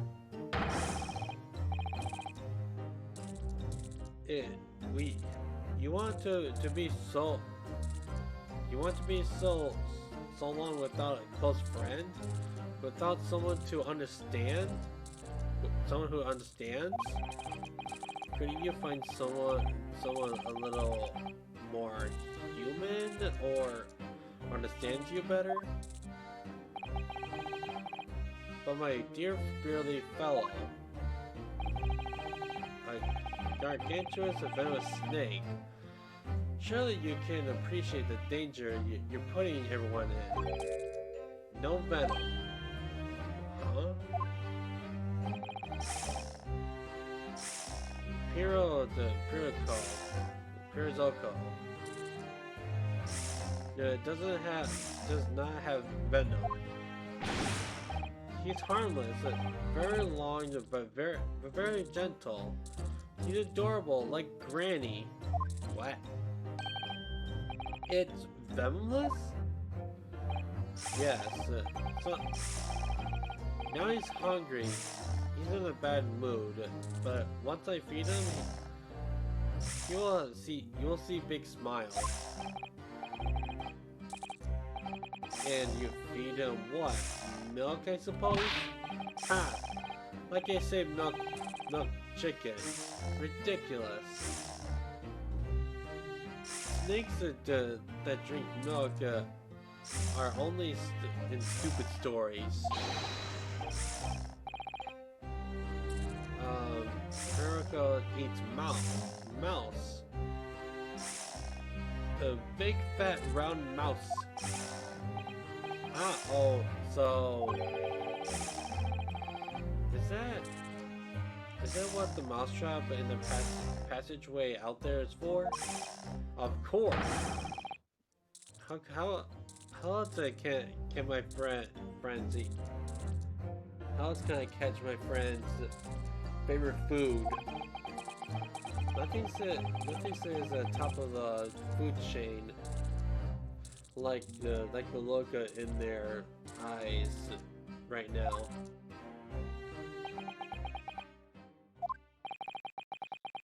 It refused to drink milk. It can't hear a whistle. It can't climb up bells, and it's not venomous. Not even venomous. How the deuce did something so insane to land a starring role? It's not my fault. I do not make up stories. My Piro, I'm gonna just say his name like that. My Piro is nothing to do with this incident.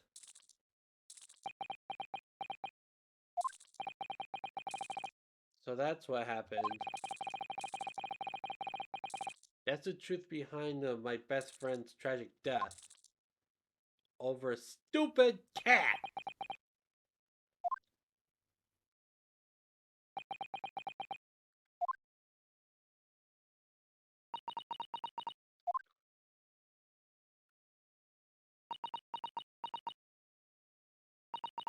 Miss Pavlova?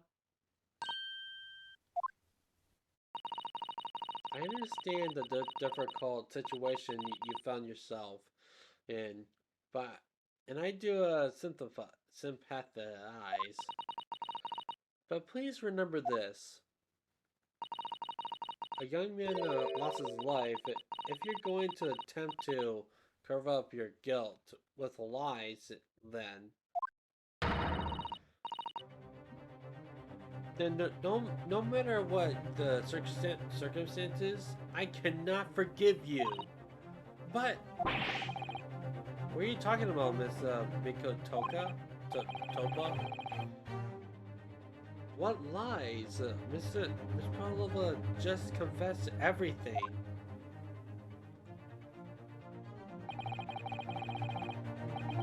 It was just a series of unfortunate events and an accident.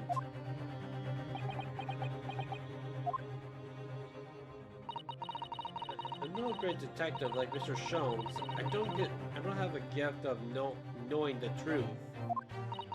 But even I can see that was not the truth. Don't you agree, Mr. Naruhodo?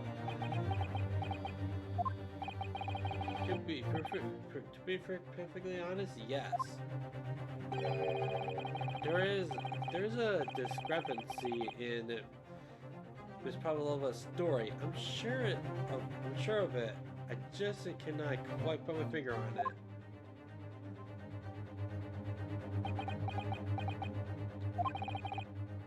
I confess, I wasn't intending to let Scotland Yard deal with any understanding issues on this matter. What?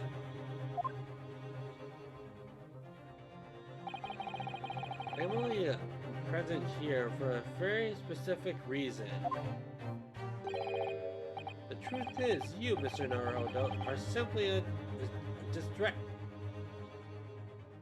What? A distraction? I do hope you've not been finding your shackles too uncomfortable. Again? Not again! When do you do that? Especially as they're on your wrist as a result of my intervention. I was rather hoping I could resolve matters before we made our next port call. You were Mr. Sholmes? Yes, but I overlooked one important detail.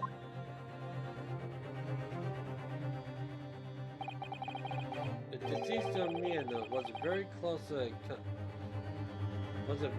companion of yours. Was he not? Yes, he was. Kazuma was my closest friend. I owe him my freedom even.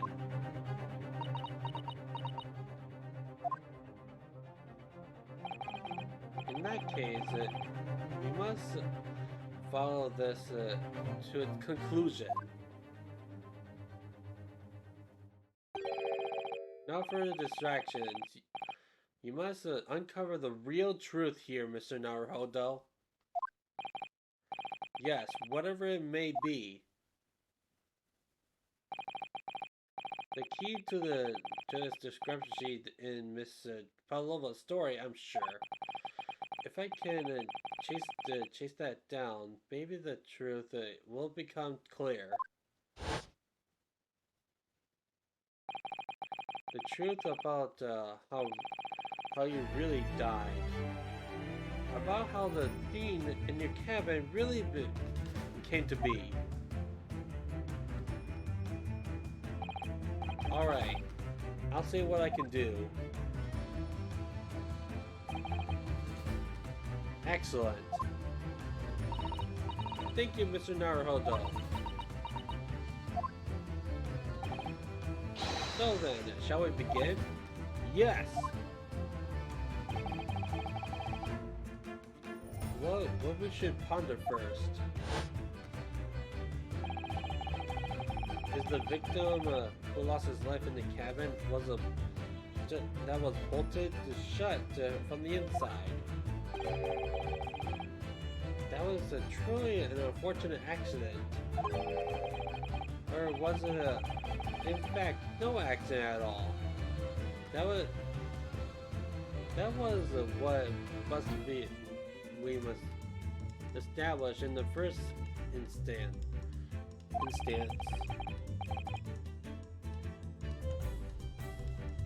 But we've already established it, haven't we? The man tripped over the kid that climbed into his cabin via the ventilator. Tragic, yes, but still an accident. Hold it! What? Wait. Let's just take a step back. It doesn't make sense if that's really what happened, does it? I'm going to have to ask you to spell it out for me. I'm afraid. Yes, it's starting to take shape now. There's a clear contradiction between between the facts and there's a little story here. The evidence right here in Kazuma's cabin is undeniable. His death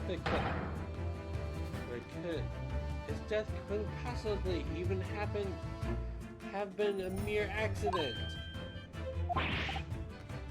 Really? Let's show our hands, Mr. Naruhodo. It's time to present evidence. Save.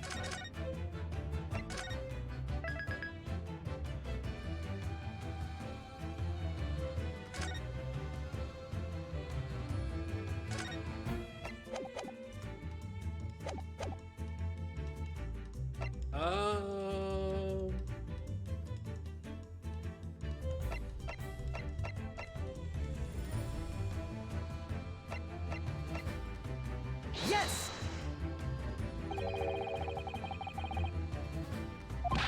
Whoops.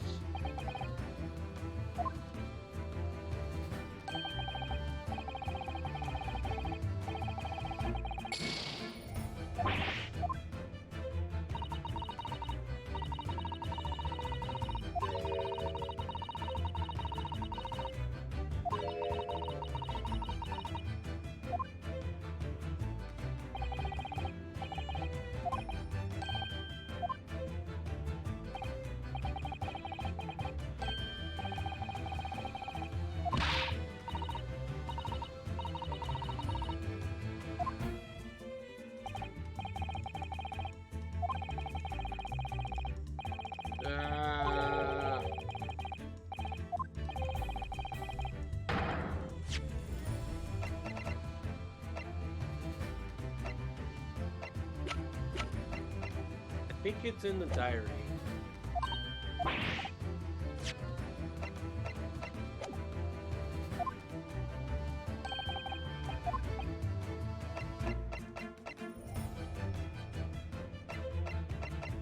Wait.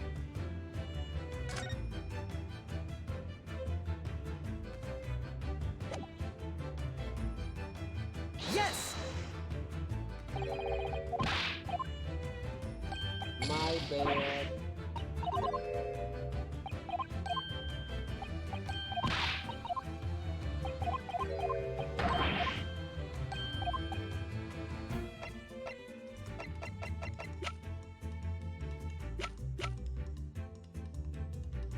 Yes!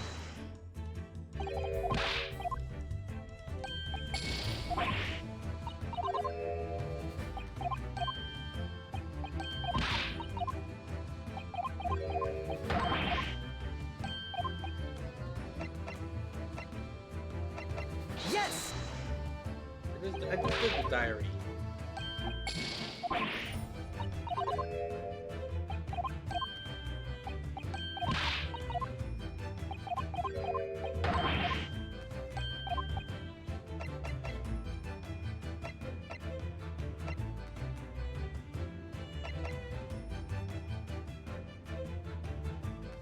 Yes! Let me just load up.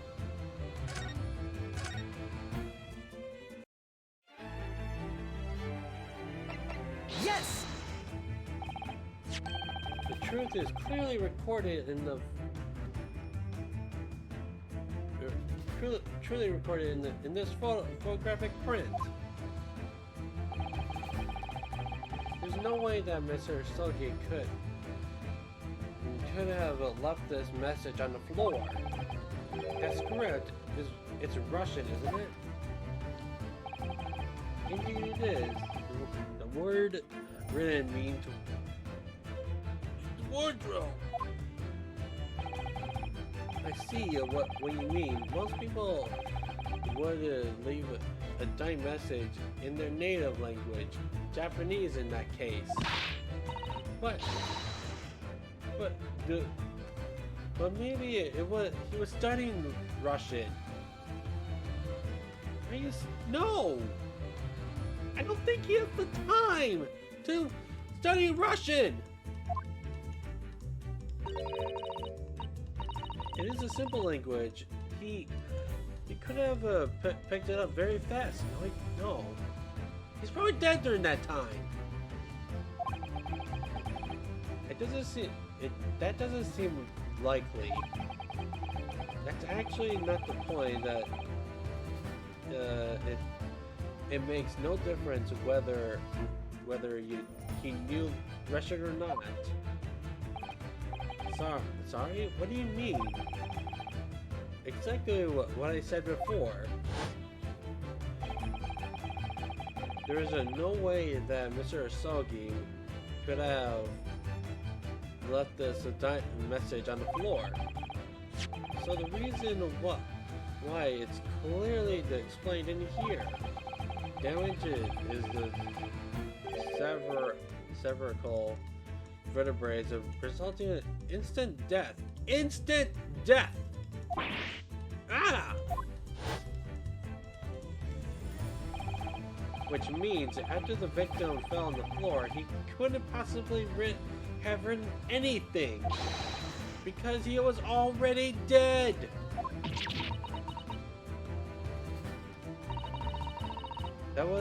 That's not the only reason either. There's something else we found in Mr. Sogi's cabin. A remembrance of something that couldn't possibly have been either, or have been there if it was Miss Pavlova told us was true. What? So Sato-san has noticed it too then.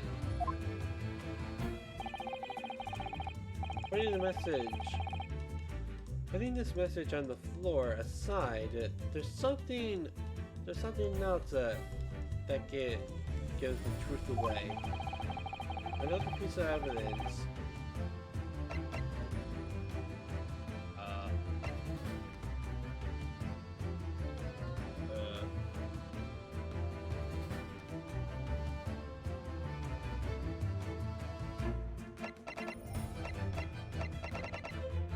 I'm gonna say this, or I'm gonna say this one first. Or actually, I'm gonna say this one first, and if not, it's gonna be the mark on the floor. Yes!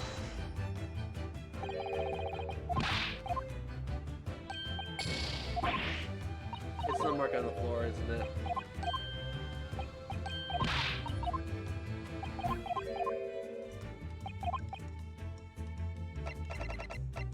Yes!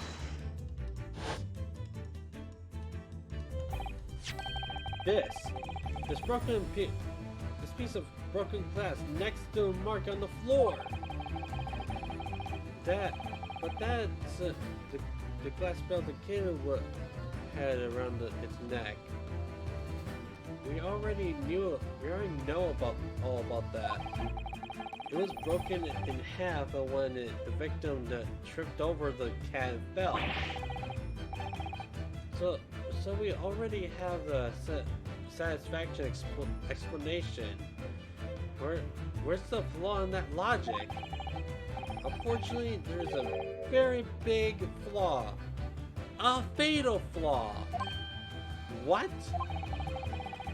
If that's really what happened, then how did the one half of the bell end up in here in this cabin? Ah! Yes, remember that we found the other half of the glass bell in the waste paper basket. Would you care to explain that, Miss Pavlova? Oh no! Both of these pieces of evidence clearly points to the same conclusion. That's when Mr. Sogi died last night in his cabin.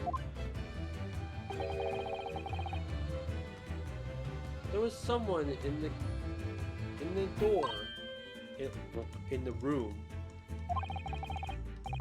And the same person that deliberately arranged the scene to disguise the truth in order to cover his or her own guilt.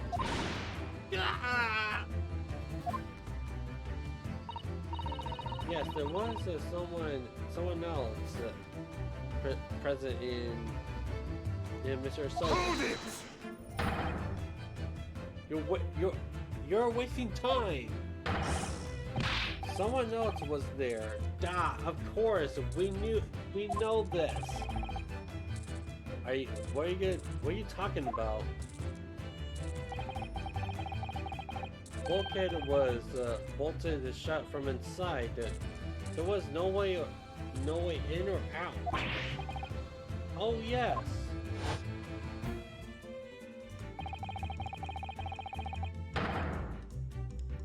The only other person in the cabin when the young student died was you. Yes!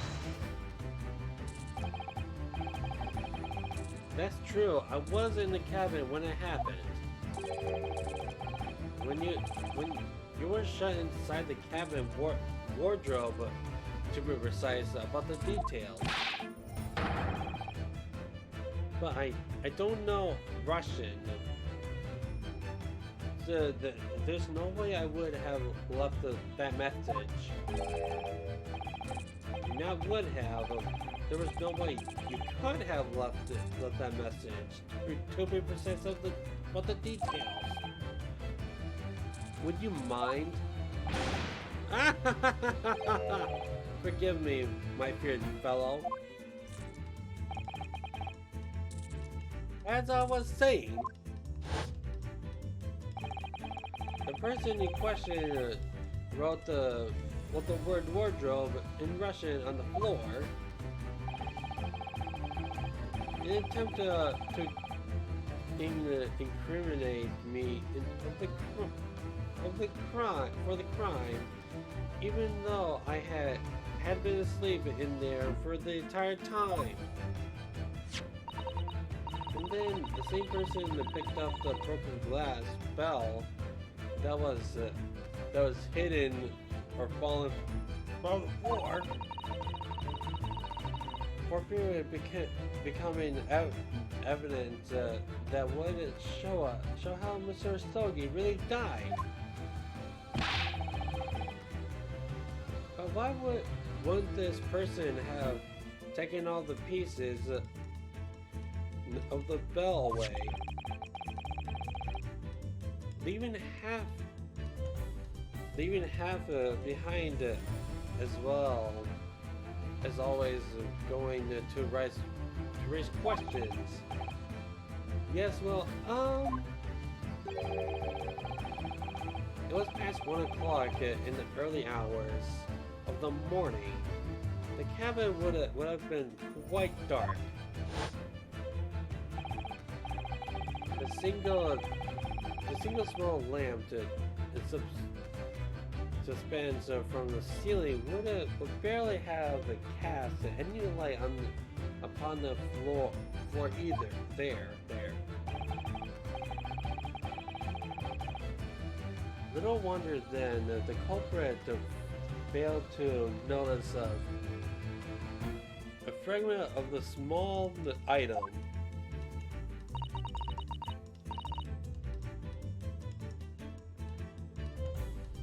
You all to suspect me, don't you? The semen is strong enough?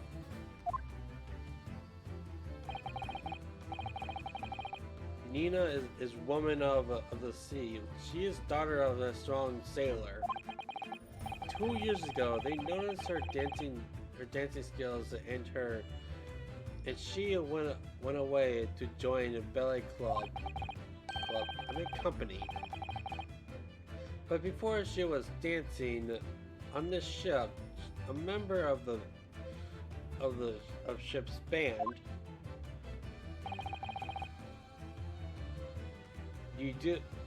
You do not accuse Chip's angel of being a criminal. Ah, so that's it. You say that when young student died, Nina was there in his cabin. But that's impossible. That is not possible. I gave my tooth. Well, this is all most interesting. And why would you give your tooth prey? How can you be so sure? You're a great detective. You should know.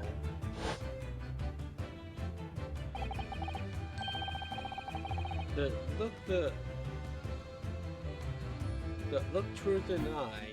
Cabin in the bulkhead was bolted shut from inside. Nobody could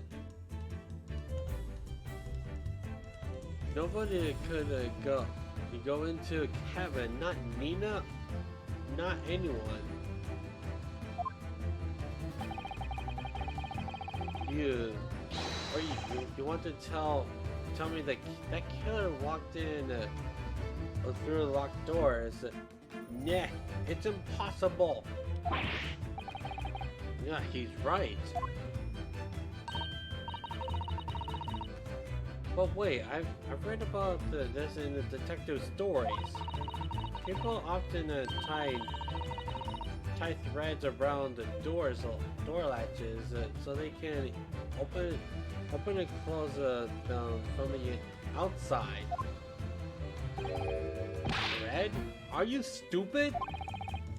These bulkheads are not barn doors. Certainly not.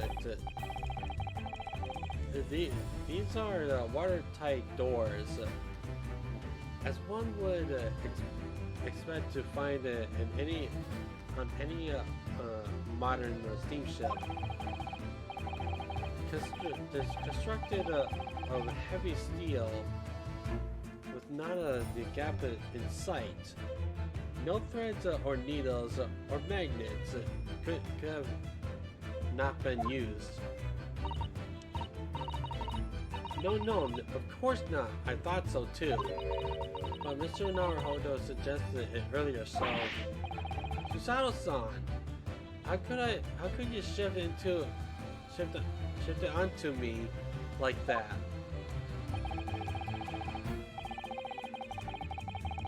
So Seaman's strong enough. Has a valid point. The cabin door could not have been bolted shut from the outside. Not necessarily. What? I put it to you that I could have bolted this cabin door without laying a finger on it.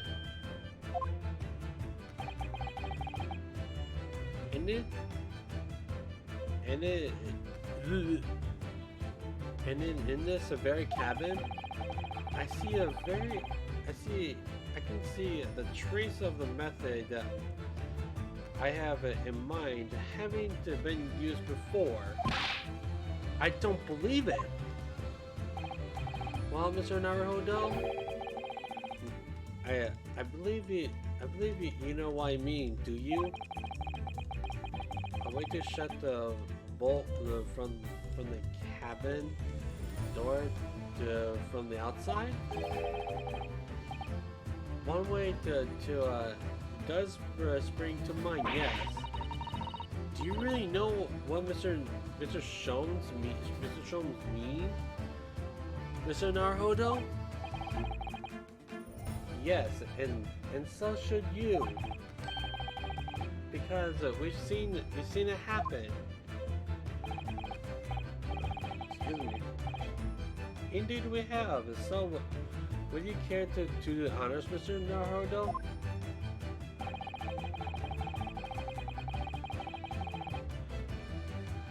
The point the post. the telling sign of a method that was used to slide the door, to slide the cabin door bolt across the outside.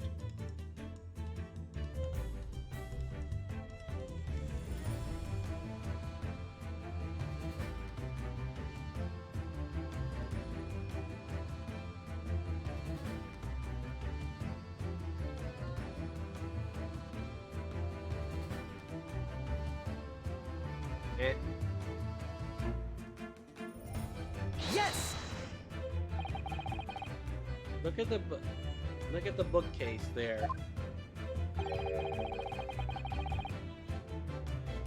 You see how all the books and things on it have toppled over? Oh yeah.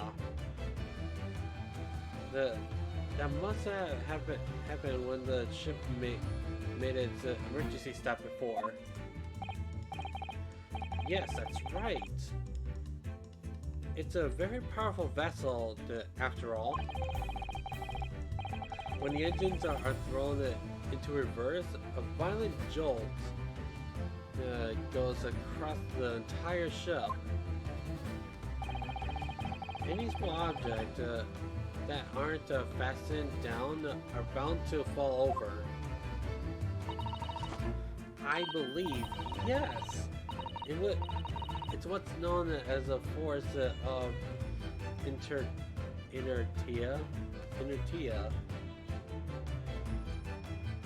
acting of the object. Is there something Susao's-san doesn't know, or that isn't her book at least?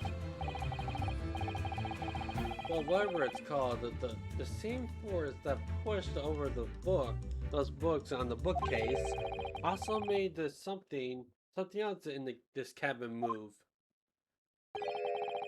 The bolt on the cabin door.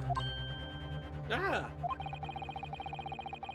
It was very obvious that after the emergency stop that the ship made earlier, we had come into this cabin not long before, and we hadn't bolted the door, and then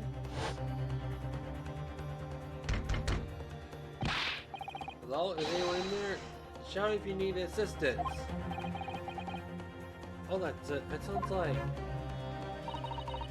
Inspector Hasanaga. Oh yeah! That's it, when the ship stopped suddenly, the bullet flew across the locked door, and locked the door. Yes, it's made of metal, but it's small and light enough to be moved by the ship's sudden change of speed. Or the force of inertia, whatever the word is. If you want to call it that. Or are you trying to say that last night, after Mr. Asogi was killed?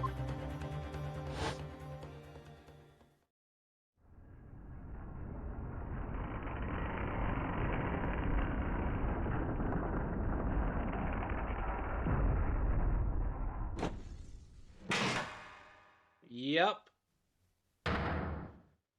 There was another stop. Ooh, that changes things a whole lot. Ooh, this is getting interesting. The SS of Buria made another emergency stop. Just before that one.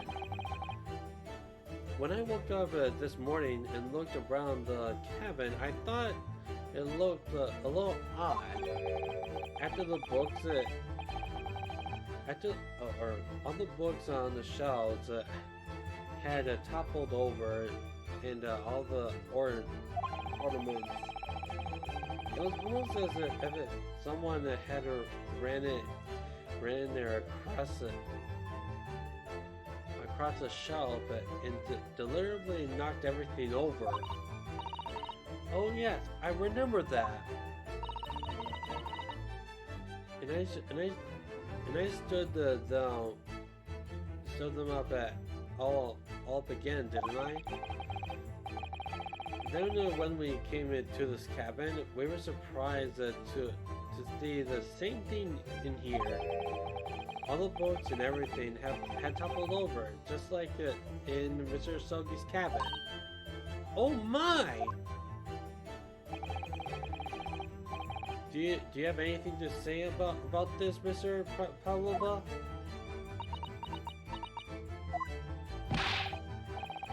Are you out of your mind?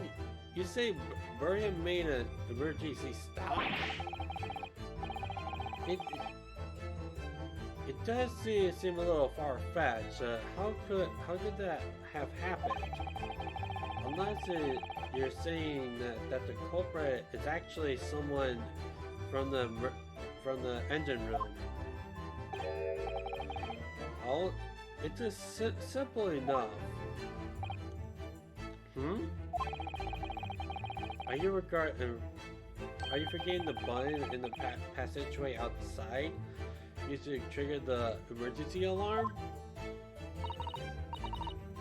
Oh yeah! Oh yes, of course! There was a notice. Wasn't there? Telling you only to press the button if times of emergency. On a dark night, when the fog is dense, the captain cannot afford to rely on the eyes of his lookout alone. Hence, the place of the number of buttons around the vessel to allow any crewman to raise the alarm.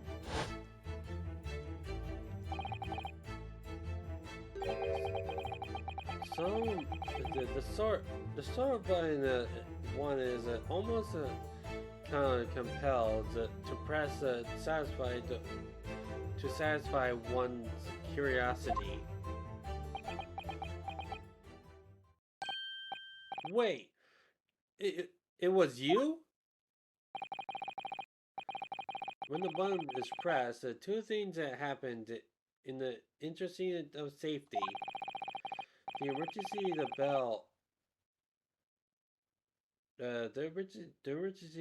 alarm bell rings, and the vessel comes to a complete stop. As indeed, it was earlier today. Wait, Sholmes? Wow, Sholmes is actually an idiot. Mr. Sholmes? Surely it wasn't you who... As I always, a button has but one purpose in life. To be pressed, whatever the occasion. He almost sounds proud for himself. How dare you mess with ship? I report you to Captain. You're in much trouble now. Now, I'm surely all that can wait until later. Let's not overlook the fact that we have now learned a valuable lesson. When the vessel makes an emergency stop, the bolts on the cabin doors slide closed. So, what we must now consider, yes, it all comes down to one thing now. Last night, after what happened to Mr. Asogi, Did this ship make an emergency stop or did it not? You're idiots. Burya is a huge ship with many passengers. If we make an emergency stop in the middle of the night, there would be a chaos everywhere. What are your thoughts, Mr. Naruhodo? Well, it's certainly possible that some kind of emergency happened last night. We have evidence to support that idea. Really? What evidence, Mr. Naruhodo? Fascinating. Do show us, my good man. What evidence promotes the theory that some emergency gripped this vessel last night? And it's this! Yes! Mr. Strong enough? It's your duty to patrol the first class area on the ship. Was that right? Isn't that right? Dad, that is correct. Why? In the ship's log here, that would be where you record the details of your duties. Duties. What are you doing with that? That is mine. Ah, you rather carelessly left it. You rather carelessly left it on top of the little makeshift burial in the passageway out there. But as a responsible passenger, we took it into our care with a mind to return it to you later. I left it there on purpose. That is why I put it always. The point is, looking at what you usually record, it's clear that under normal circumstances, you write the phrase "nothing to report" every 30 minutes. But if 2 o'clock, but from 2 o'clock last night until first light this morning, nothing was recorded at all. Nothing recorded in the log? That is, stop. Because nothing happened. If nothing happened, you would normally write nothing to report, wouldn't you?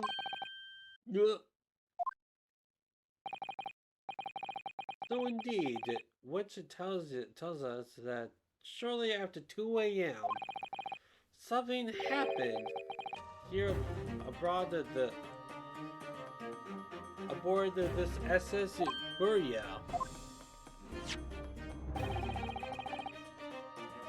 Something that's significant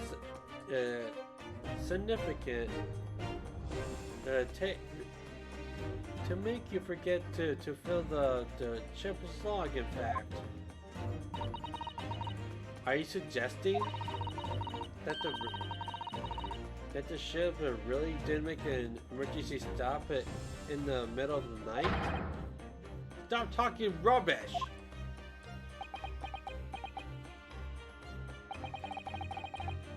If I'm perfectly honest, I find that a little hard to believe myself.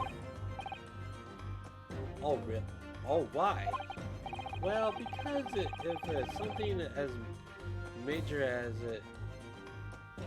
as an emergency stop really had happened,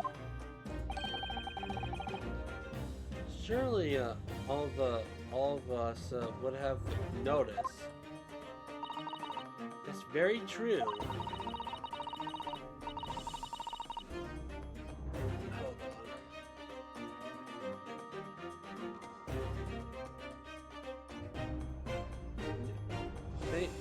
Thanks to the emergency stop that we experienced earlier, we all know what it feels like now.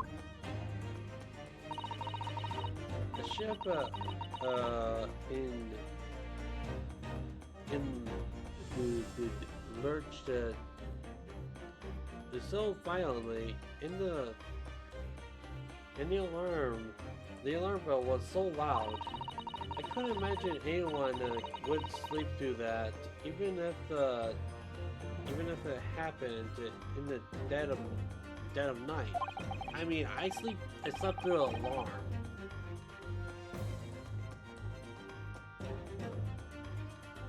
I think. I don't know.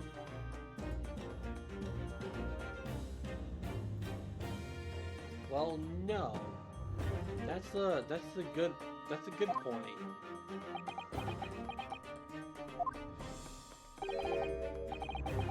What all the throbbing? Sorry, what do you mean? Your head, man. The throbbing of your head since this morning. We all have a software that. Ah. Oh yes, the hat. I have had a headache. You're right. In fact, I haven't been feeling myself since I woke up today. Nor have I. My head has been feeling heavy ever since dawn. Yes, you all have been afflicted. Have you not? Haven't you? Just as I suspected. That's right. My head has been throbbing today too. And since eating dinner yesterday, everything felt so hazy.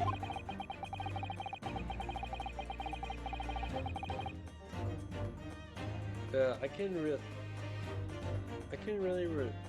really remember anything that happened after I climbed back inside the wardrobe. And the first thing I noticed this morning was the throbbing pain in my head.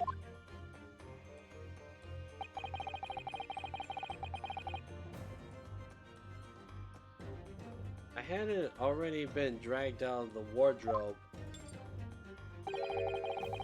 And those handcuffs put on a bum at that point. Why didn't I wake up when all that happened to me?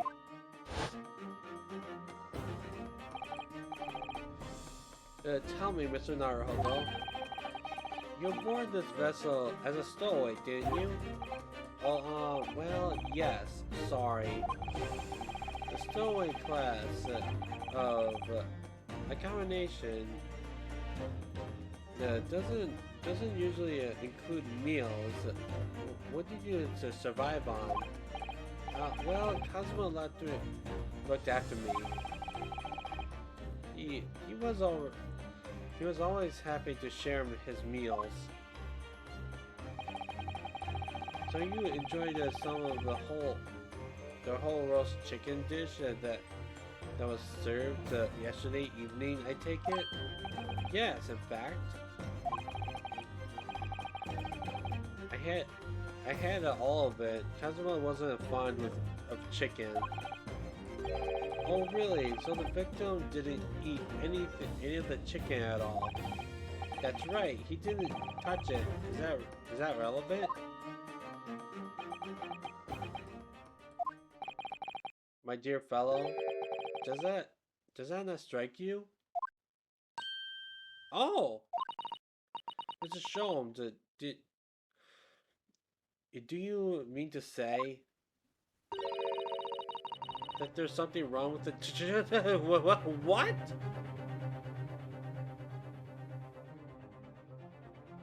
No! I do. No, really. Is that really true? The meal. Oh no! Ah! Someone tampered the chicken. The meal prepared for the passenger last night has been tampered with. And tampered by the addition of a sulfuric,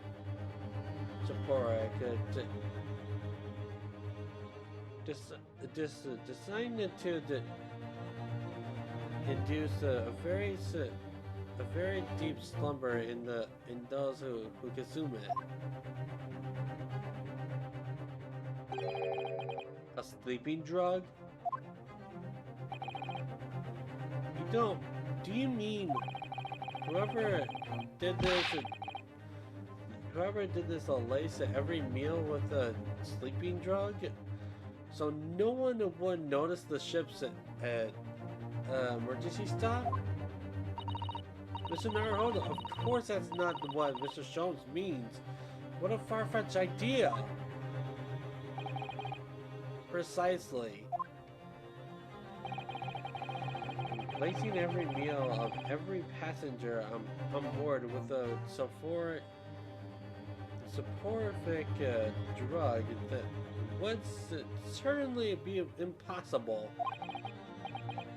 Unless that is, every member of the crew was a conspirator.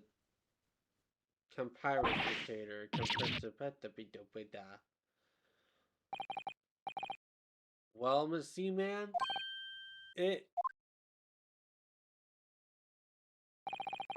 trying to say that any more deception that in this matter will get you nowhere.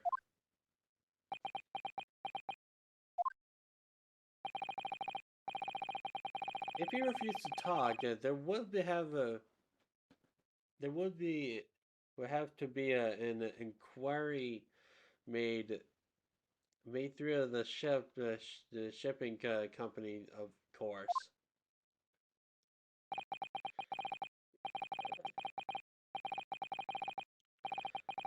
And were that to happen, every member of the crew and the captain himself would have been halted over the coals for adding a bidding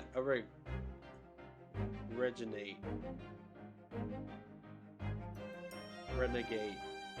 Yes.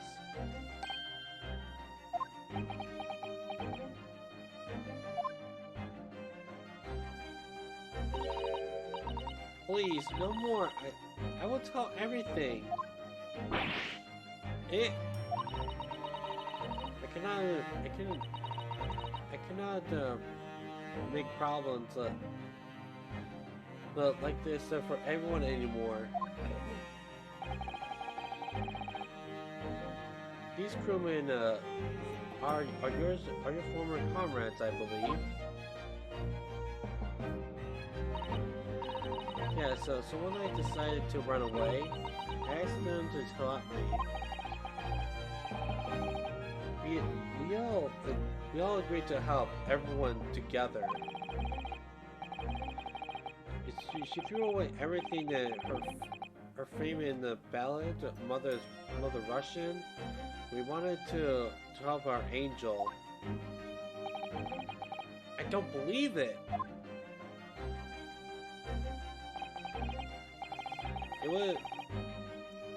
You're right. We put sleeping drugs in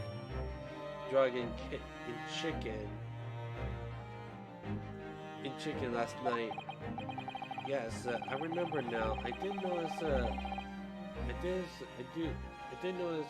chewing a lump of something strange and bitter at one point. We could not make all drugs, so how do you say dissolve? Talk about heavy seasoning. At midnight, in waters near Shanghai, we brought our angel on board. She was helped by comrades. I'm unsure with small fishing boat. And while all the passengers of the SS slept soundly, thanks to the almost magical effect of the slumber, including inducing potion or their evening meals has condensed. So if that what happened, the only person awake on the ship last night were the crew, people who dislike chicken, and the newly aboard passenger, Miss Pavlova. And then it means it would have been possible for you. You could have used the escape stop press. Wait. The stop trick to lock Kazuma's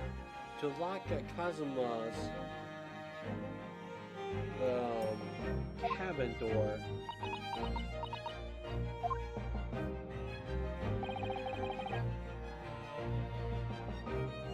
But how does that make sense?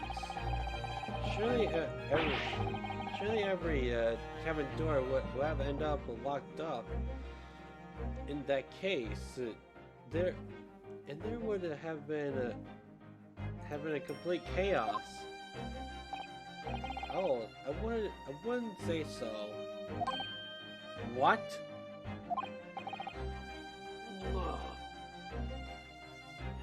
Ah, of course.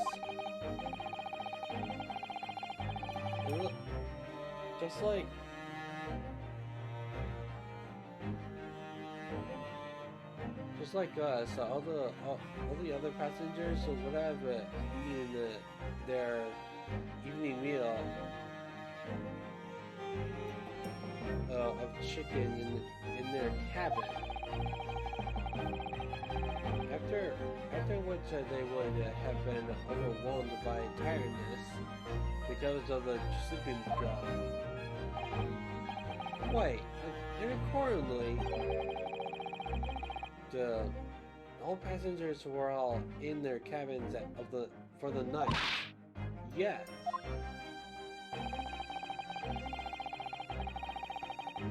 The overwhelming majority of passengers would inhabitably sleep with their cabin door bolted away anyway. Until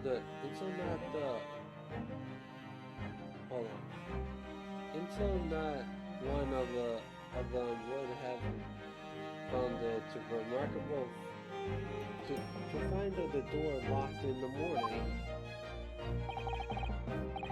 In summary, in order to fasten the bolt in a single cabin door in the ship, the culprit brought an entire vessel to an emergency stop in the early hours of the morning. Nani? It was strong enough.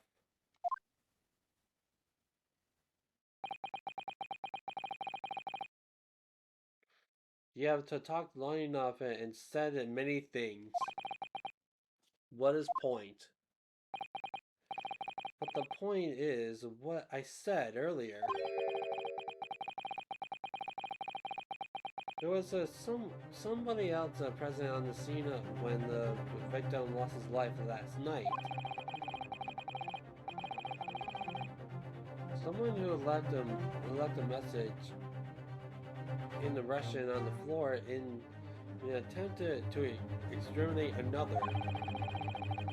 Someone else who tried to desperately to hide the broken fragment of glass that would reveal the culprit identity.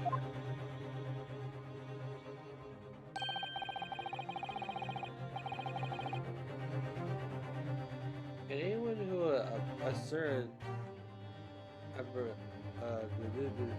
the ship, the emergency stop, proceeded in order to lock the door. Oh.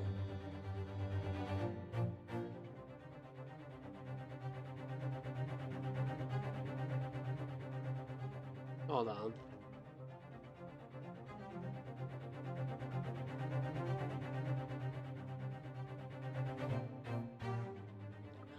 Okay, never mind.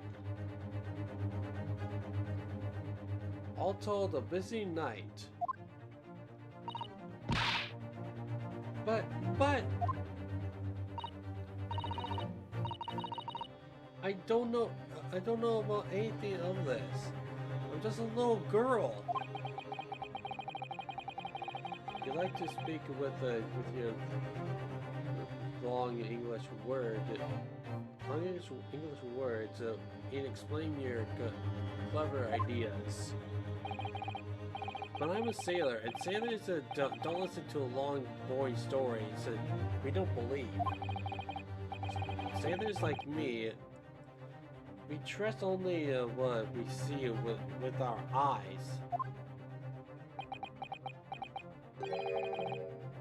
Inaugural trait. What? I'm quite the same disposition. My good man, observation to me is everything. Mr. Naruhodo? Oh yes. Do you hear it? The accusatory cry of guilt on the wind.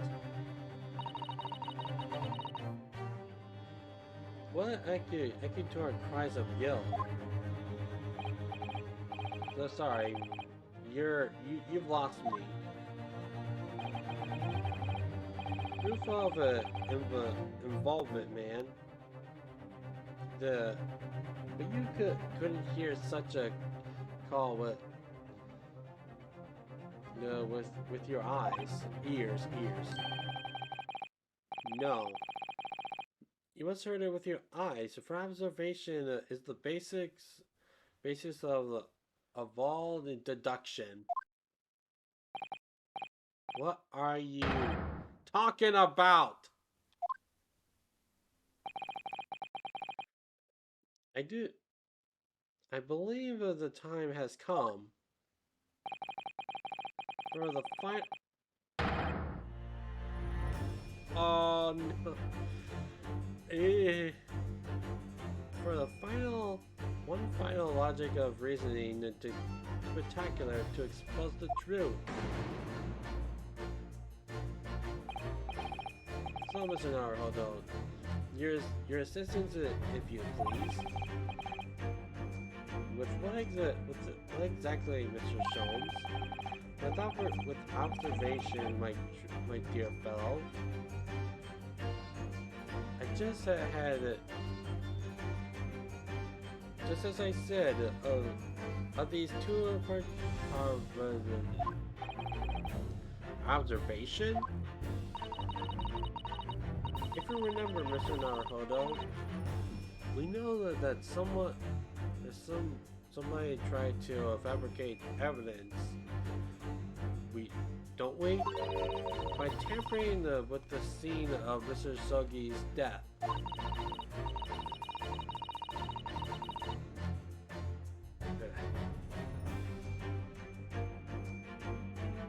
What we're looking for is some trace of evidence that one of these two was there when it happened. Precisely. You're delightful quick to grasp my meaning. Alright, I'll see what I can see. So, we're looking looking for a trace of evidence of that shows someone else was there last night when Kazuma died.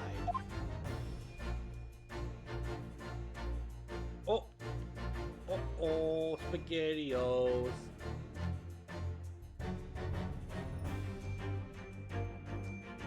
I gotta look around for any other stuff.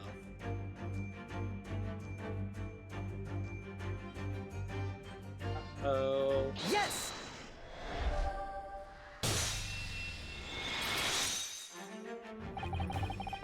Seaman is strong enough?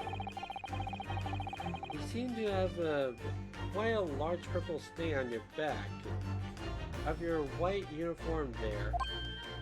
Yeah? Oh yes, I don't know what it is. Where the dirt come from.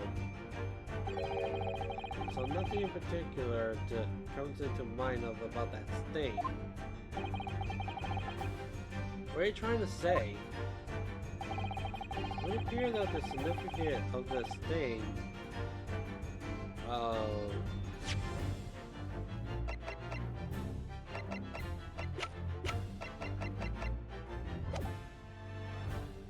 stain has escaped your attention, Seaman. Allow us to make it plain. It's a very large purple stain on the back of Seaman Strong Enough uniform, and I think it was. And I think what made it clear. It's clear. Indeed, it is. So, Mr. Naruhodo, present the evidence that proves it. My pleasure. Alright then, the evidence that proves it what the stain on the back of Mr. Seaman is strong enough, the uniform really is.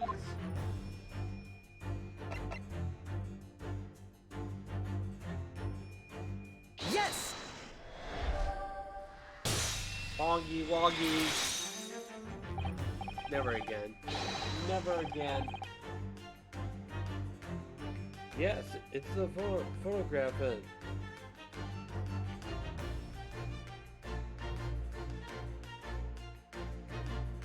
It's the photograph and the ink it shows. That's what caused the stain on your uniform. Ink? A rather unusual color of ink. Purple. Ah!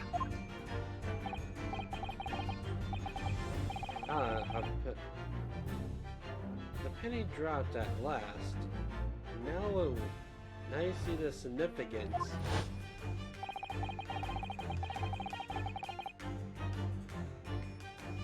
The Russian word on the floor that next to the victim's body was written in purple ink.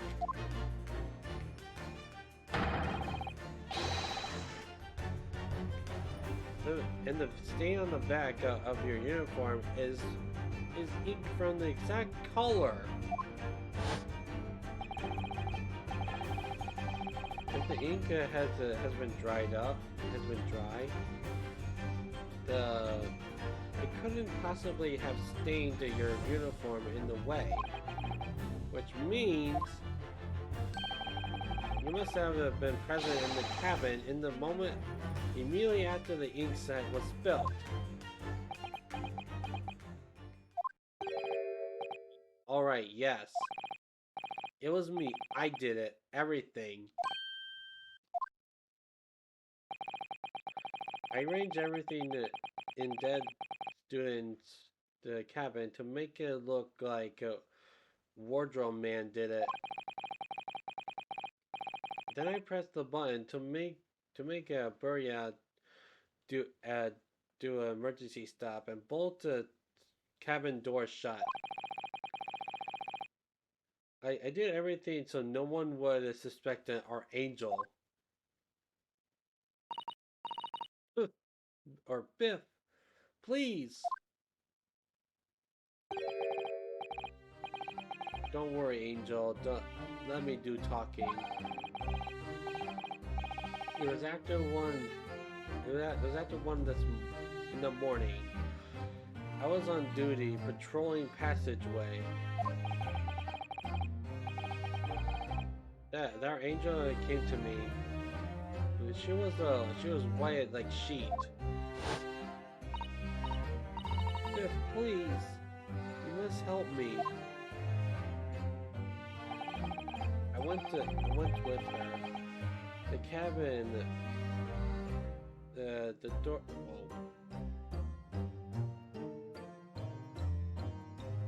Whoa. What was that?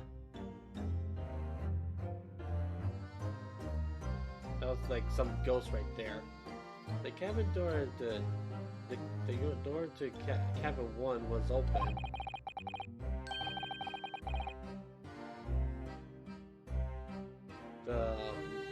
When I looked inside, the student boy was on floor. What happened here? Please, don't tell anyone. My little furry friend.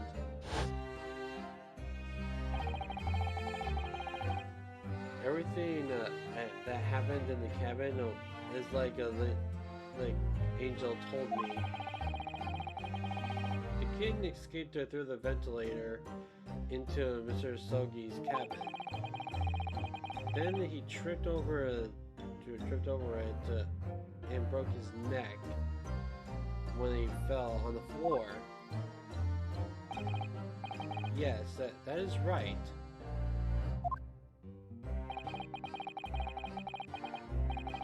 After saw the incident when the cat ran away, Ms. Pavlova then visited the cabin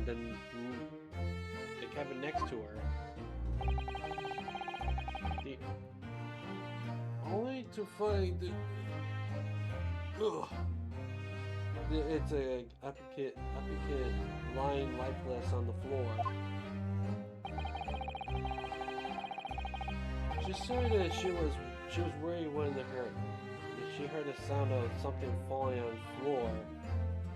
That's when she went to look. No, Angel.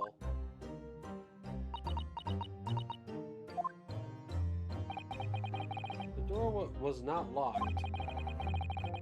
She opened to look, and you already know what happened after. There's just one thing, if you wouldn't mind. What? You went to Mr. Sogi's cabin, Miss Pavlova. He was already dead. Why? I already told you. When Nina opened the student's cabin, she looked inside. I was asking Miss Pavlova. Well, Miss Pavlova? Ah. Oh. Yes, that is right. I saw him. It was dark, and he was wearing black, but he was on the floor, not moving. Yeah, I was scared.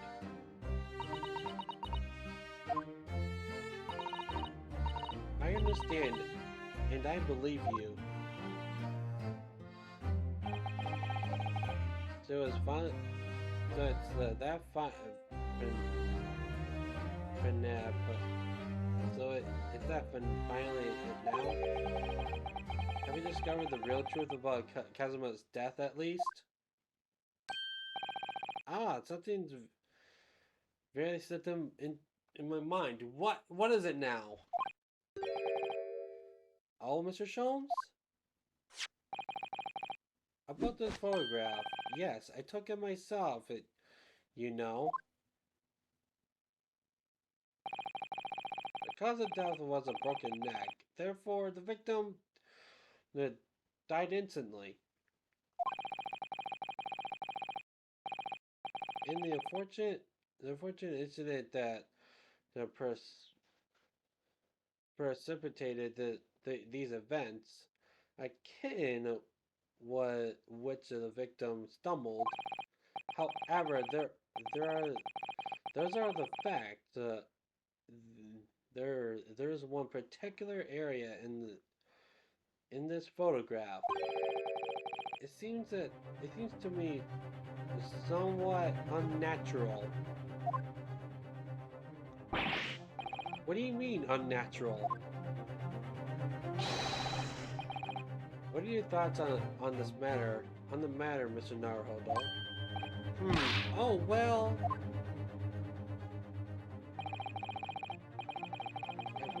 If Kazuma tripped and fell, and by some terrible stroke of bad luck, broke his neck. Which part of the photograph seems unnatural?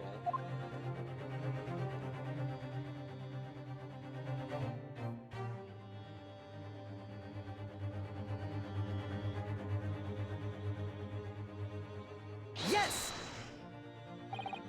Alright, if he's really due to an unfortunate accident, then this fist just doesn't seem quite right. The exact same thoughts occurred to me. In the fall,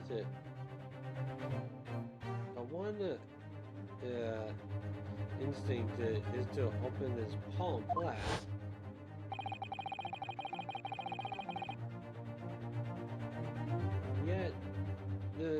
Yet here we have the victim on his left hand tightly balled into a fist.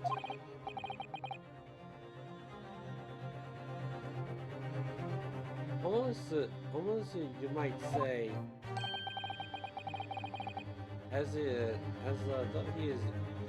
he were gripping something. What do you mean?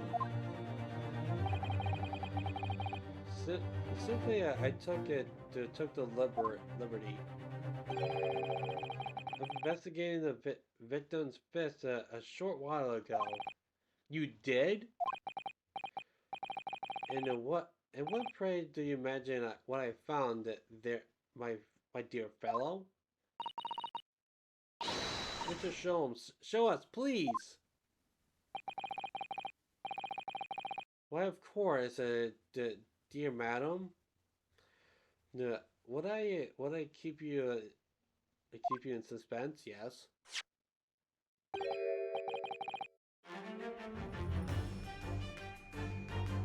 Oh. Uh-oh. That was it. This is what I found. Oh, crescent moon with a little diamond in the middle. Yes, you're right. The crescent moon, it's very pretty, but what does it tell us? It tells us nothing. I'm not sure that crescent looks familiar somehow.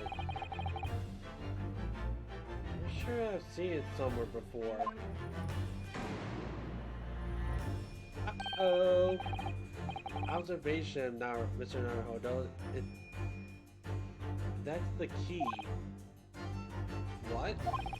The truth is tantalizingly close. How did the crescent moon come to be in Kazuma's clutched fist? This is the final clue, the last piece of the puzzle. Ask yourself, what does this little crescent moon mean? What significance has it? And observe. Find the answer with your own eyes. Ooh. You see here, it's Miss Pavlova's. Yes!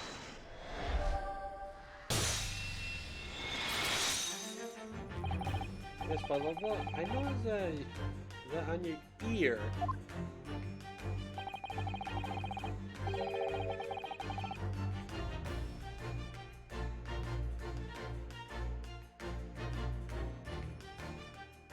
Even though you have a metal earpiece, the decorative part of it seems to be missing. It's the little link holds it on the must have broken. I suppose. What? But looking at the other ear, I know it's a crescent moon. Ah! I don't believe it.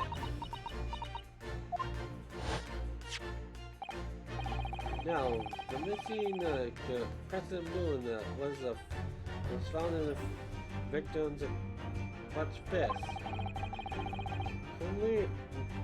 Clearly, there is only one logical conclusion. Wouldn't you agree, Mr. Naruhodo? Yes. Miss Pavlova, Mr. Sogi must have grasped the crescent moon and pulled it out of your ear. Perhaps just a moment before he fell to the floor. In other words, last night in Mr.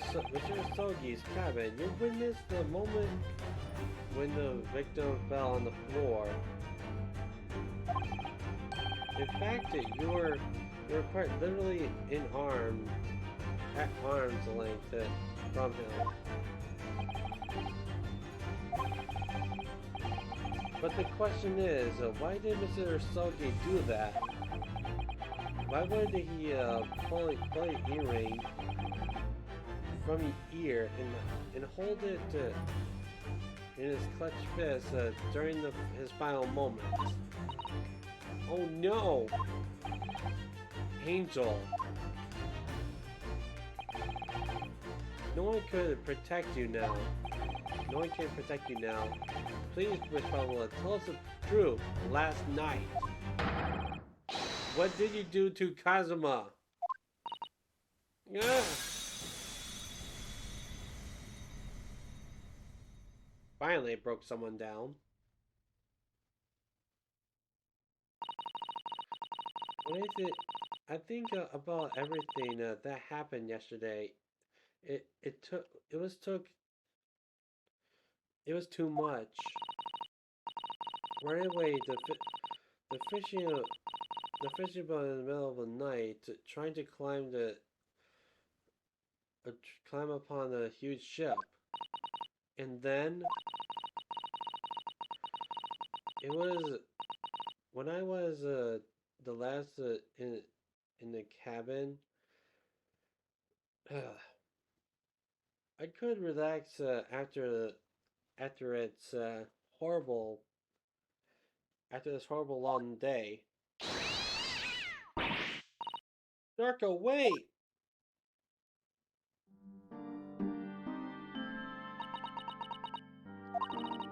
I couldn't believe it when she disappeared through the ventilator. I tried to call her with a little whistle. I couldn't wave her. I tried to wave her her favorite toy, but nothing worked.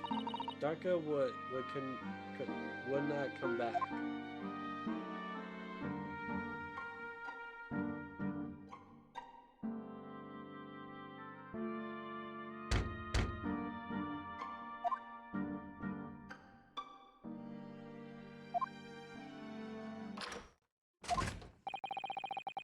What are you doing at this time of night, Inspector? Oh, I'm sorry. I thought it was a friend of mine.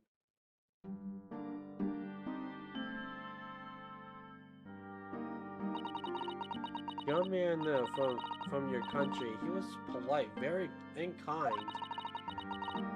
He allowed me to find Darka, and he promised to not tell anyone.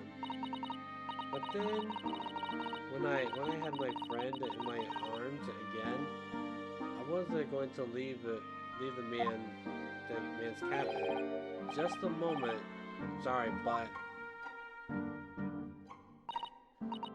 oh yes, I'm sure I know your face. I've seen you somewhere before. Ah, but of course, you're Nikolina Pavlova, aren't you? The Russian ballerina? Huh? No, I don't know that name. My heart nearly stopped when he said that. He knew who I was. Well, how could this man from an island in a faraway east know a Russian ballerina? Yes, I saw her performance in Japan. The beauty of a ballet made the deep inspiration on me. But what are you doing on the ship? I'm sure I read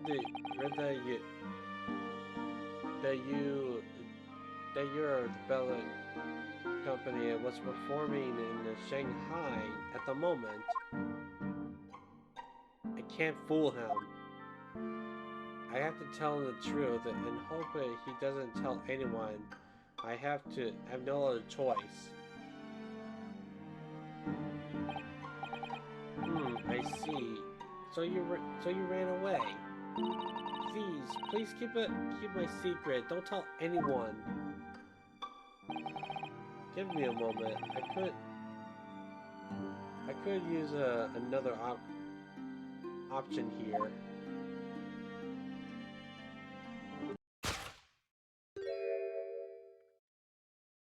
He was going to pull the cord. He's going to tell the captain. Why did I think I could trust him? Then it happened. Everything at once. It was only a second, but it felt like forever. Wait! I shouted, and then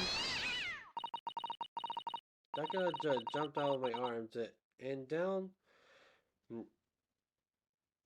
down to the young man's feet. And as he turned around to look at me,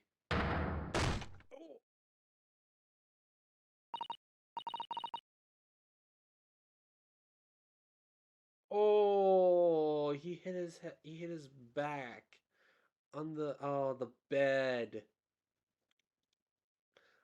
Oh, you pushed him. You killed him. I don't even know why. I don't even know why I did it. I was just so scared. And I had to stop him from telling anyone about me.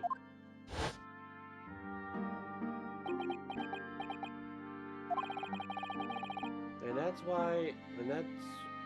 when you went to fetch help. Well, to Seaman is strong enough. When or who was on duty on the passageway?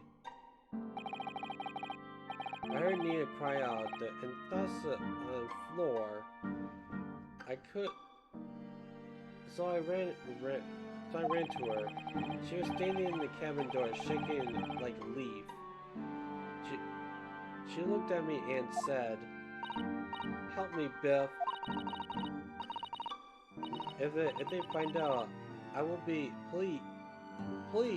I have nowhere to go."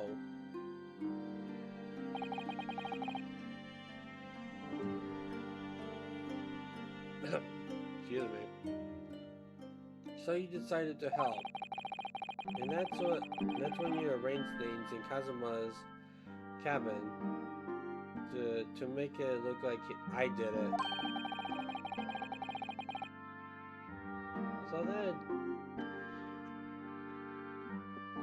so that no one would suspect the passenger in the cabin next door. Yes, that's what I went into the cabin and I looked around to make sure there was nothing to show Nina was there. And then I found a stowaway in a wardrobe and still asleep. Right, that's why he found me. So you worked out the plan. So lay the blame on the stowaway. I closed the wardrobe and picked back the strange paper sign. Lucky for me, that's the only reason the suicidal sign started to believe me that I said I was as an incident. I dragged a young man.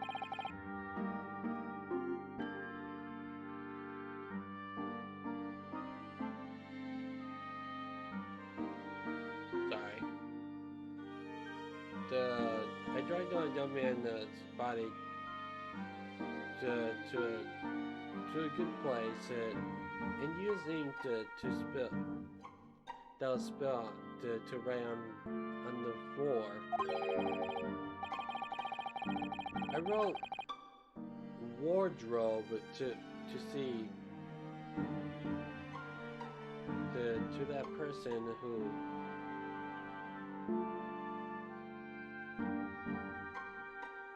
wrote him who looked inside the wardrobe and find stowaway. And tell me what was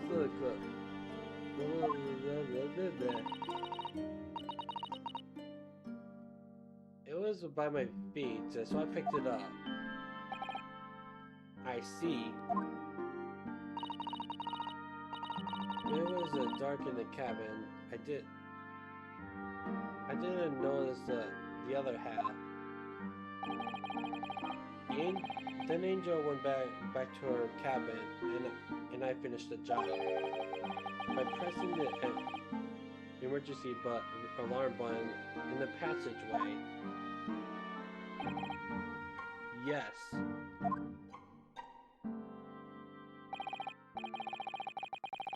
According to SS Burial, did indeed come to an emergency halt at the little at a little after 2 a.m. Thus, incinerating the bolt on the cabin door to slide shut, creating to create a locked door mystery.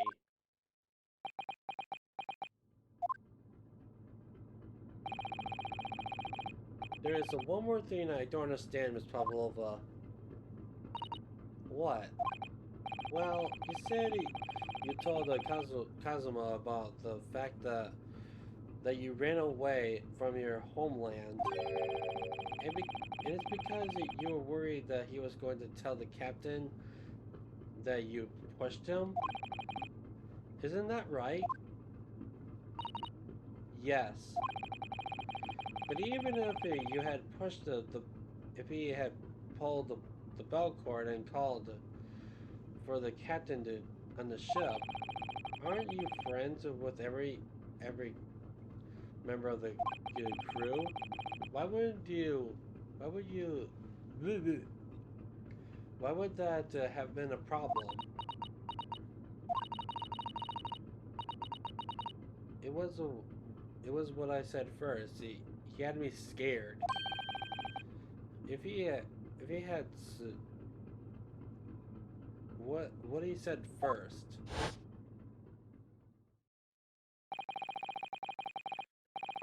What are you gonna do? What are you going to do at this time of night? What are you doing here at this time of night, Inspector?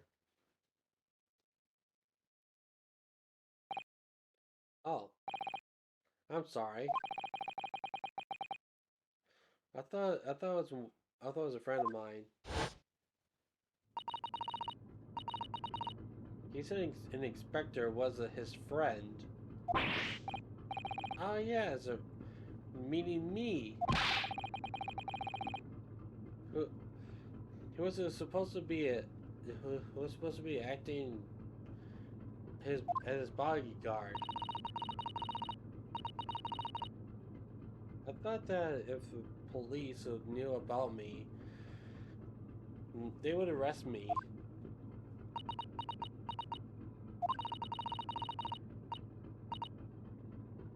So before he pulled the bell cord, I may may I stop you at the moment, please, Miss Pavlova?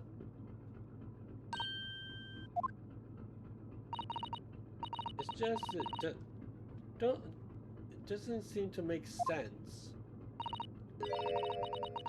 I mean, was Mr. Soki really going to pull the bell cord? I don't know.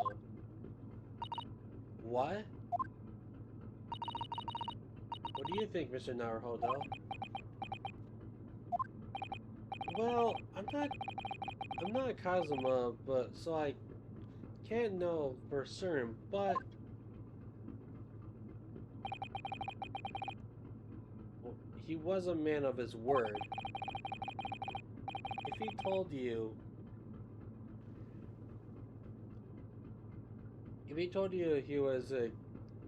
he wouldn't give your secret away, then he wouldn't have done. No, he wasn't walking over it. He wasn't going to pull the cord. He was going to make them send me back. Well, Mr. Naruto, the day's work is not yet done, it seems. There is one more deduction to make. Another deduction? Yes, so what action was the victim uh, really about to take at the moment? Can we determine whether the young man's gaze was direct?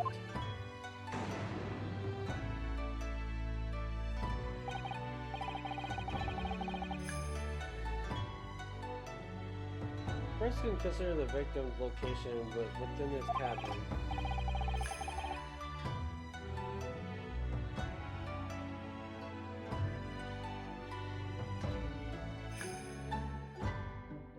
That's easy. I remember every detail of that room. I mean, yes. My voice is starting to hurt.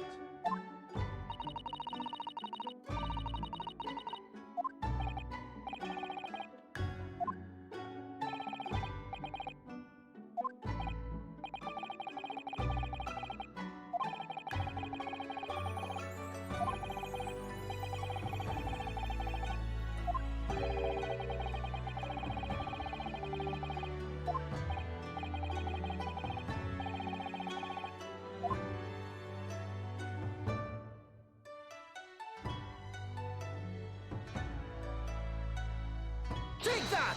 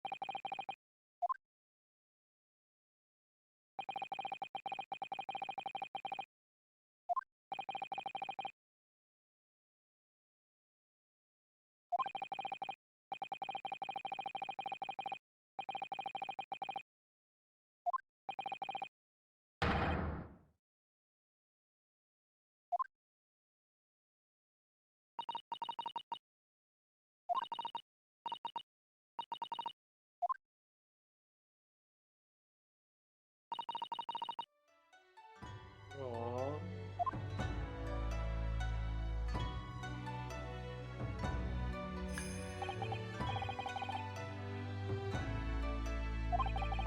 Finally.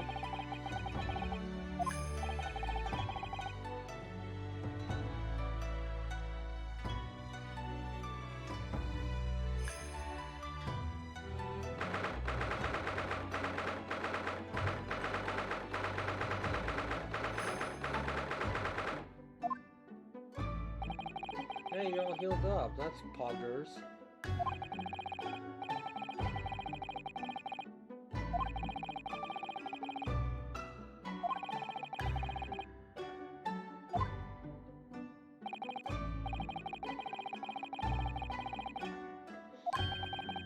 No, wait. Is there gonna be any trials? Because I feel like we completed everything in this whole the Bongo stuff.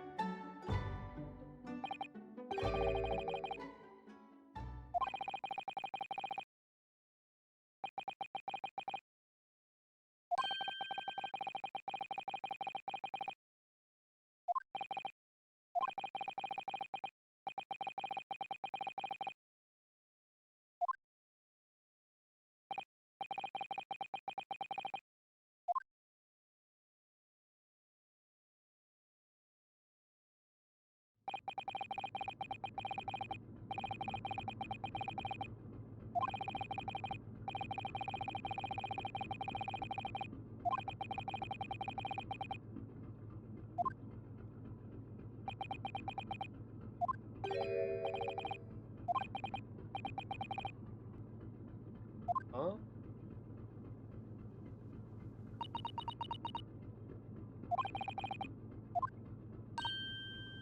Hey, me, how's it going? We're actually getting close to the end of this case.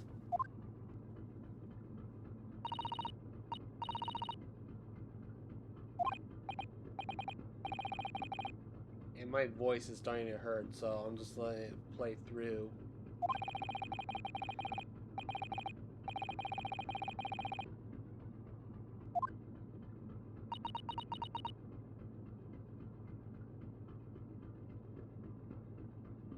Are you doing good? Um, I'm doing alright. Well, besides my voice hurting from all the reading. But yeah, I'm doing alright.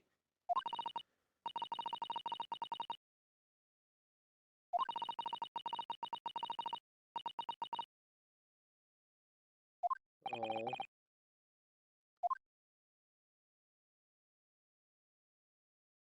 nice. How's that going? I haven't watched that anime when I was like a child. But then my parents like, no, no more Pokemon. That Pokemon's bad for you. I'm like, okay.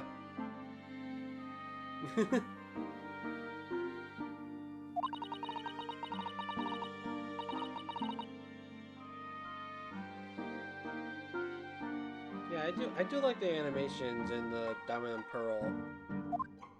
Or was it? Or was it X and Y? I don't know. Alright. Well, I did appreciate you stopping by. It, it really means it. Oh, Kasao-san. Alright. Hope to see you next time and enjoy it.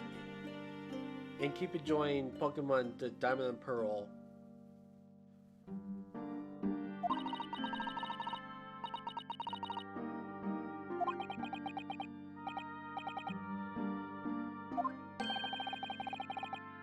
Oh?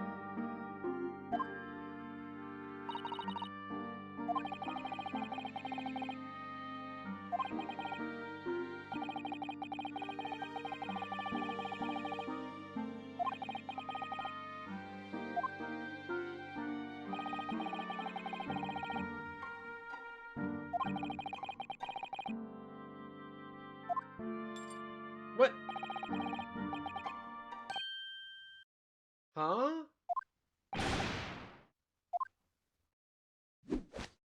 Gosh dang it. Gosh dang it, Sholmes.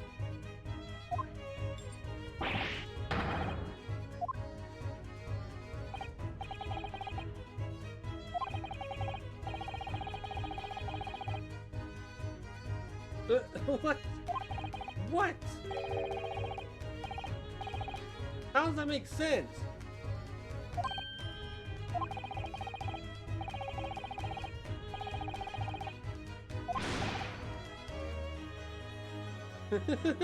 Yeah.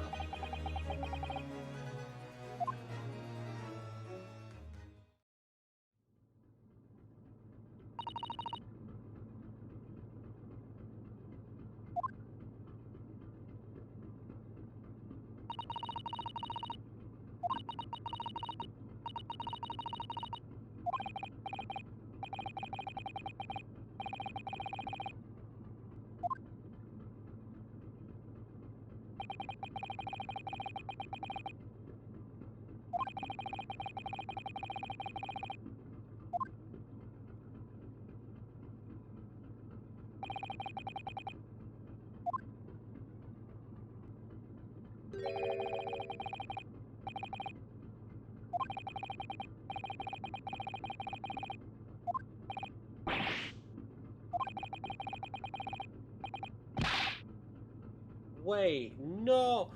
So there's gonna be a trial? Because he was a stowaway?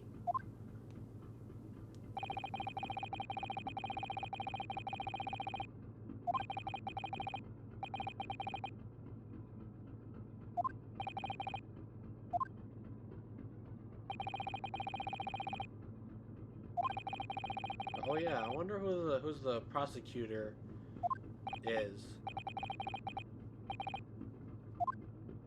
in this game. I have no clue who it is in. I mean, I know who it is in the second game, but not this. But not this game, apparently.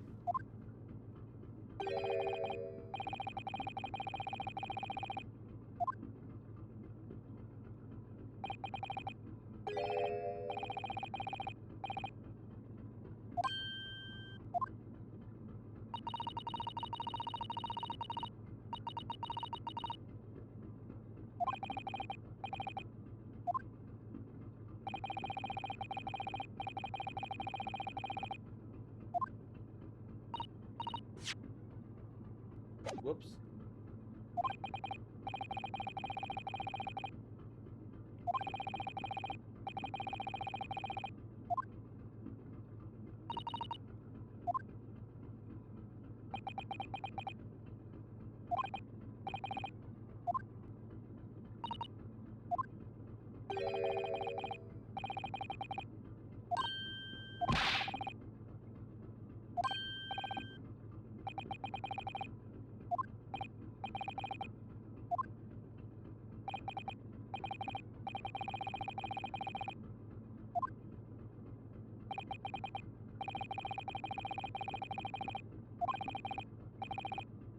we're like almost done.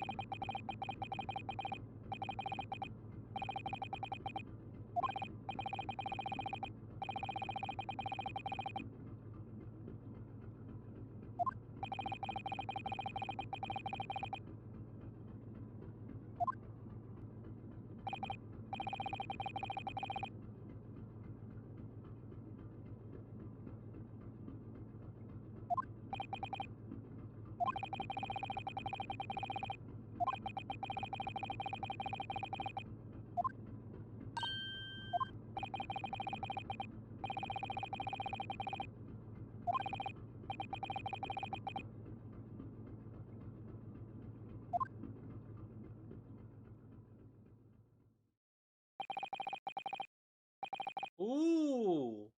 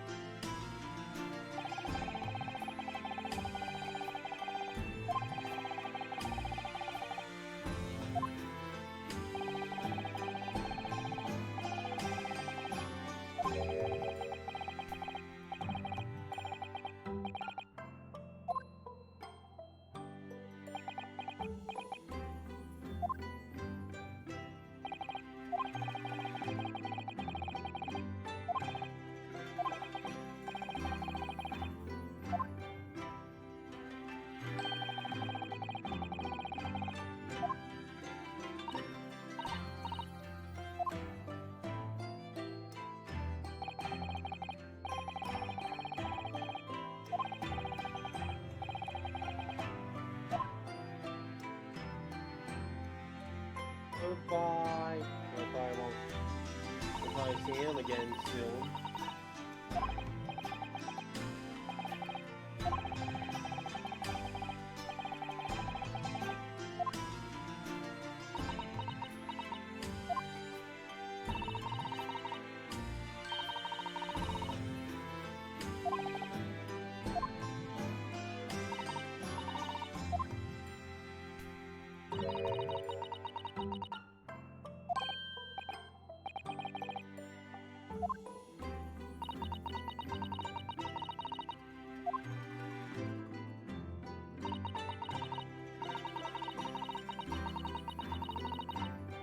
Aruma.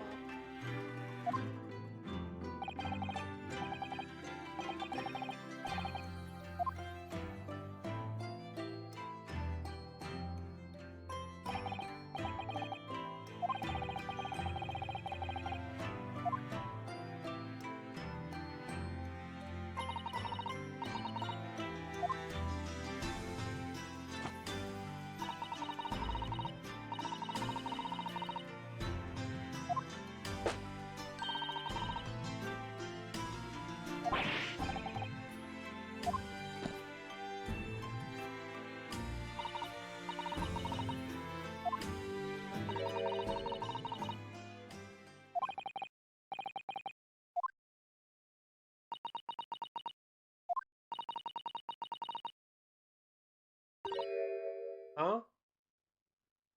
Oh. Oh my.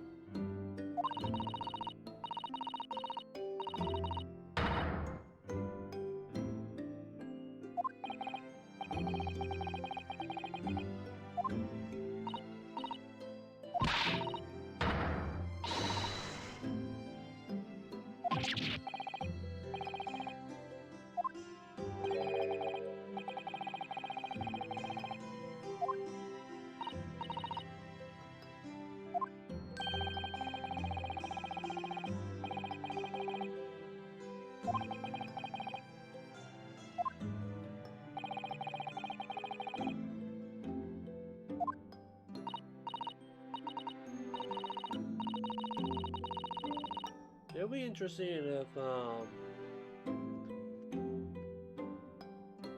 Jujutsu. Oh.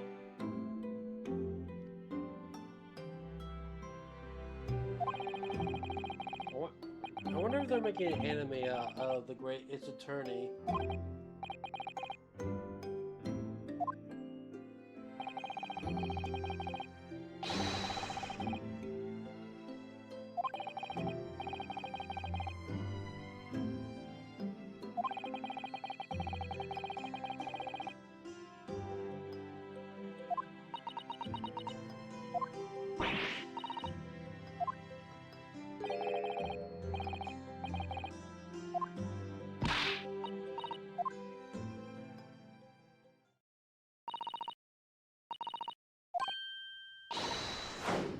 There you go again.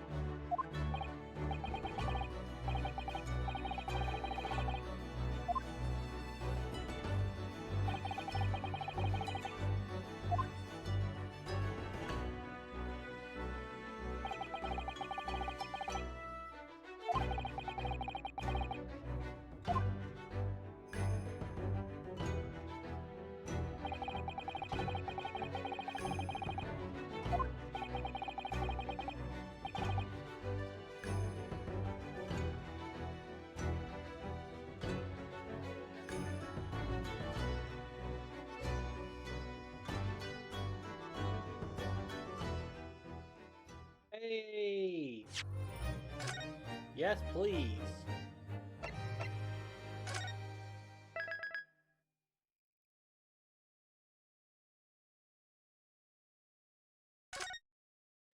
Alright, I'm gonna end it off right here. So, thank you all for watching, and here's the Discord for stuff. Alright. I'm getting it off here, and I'll see y'all next time. See ya!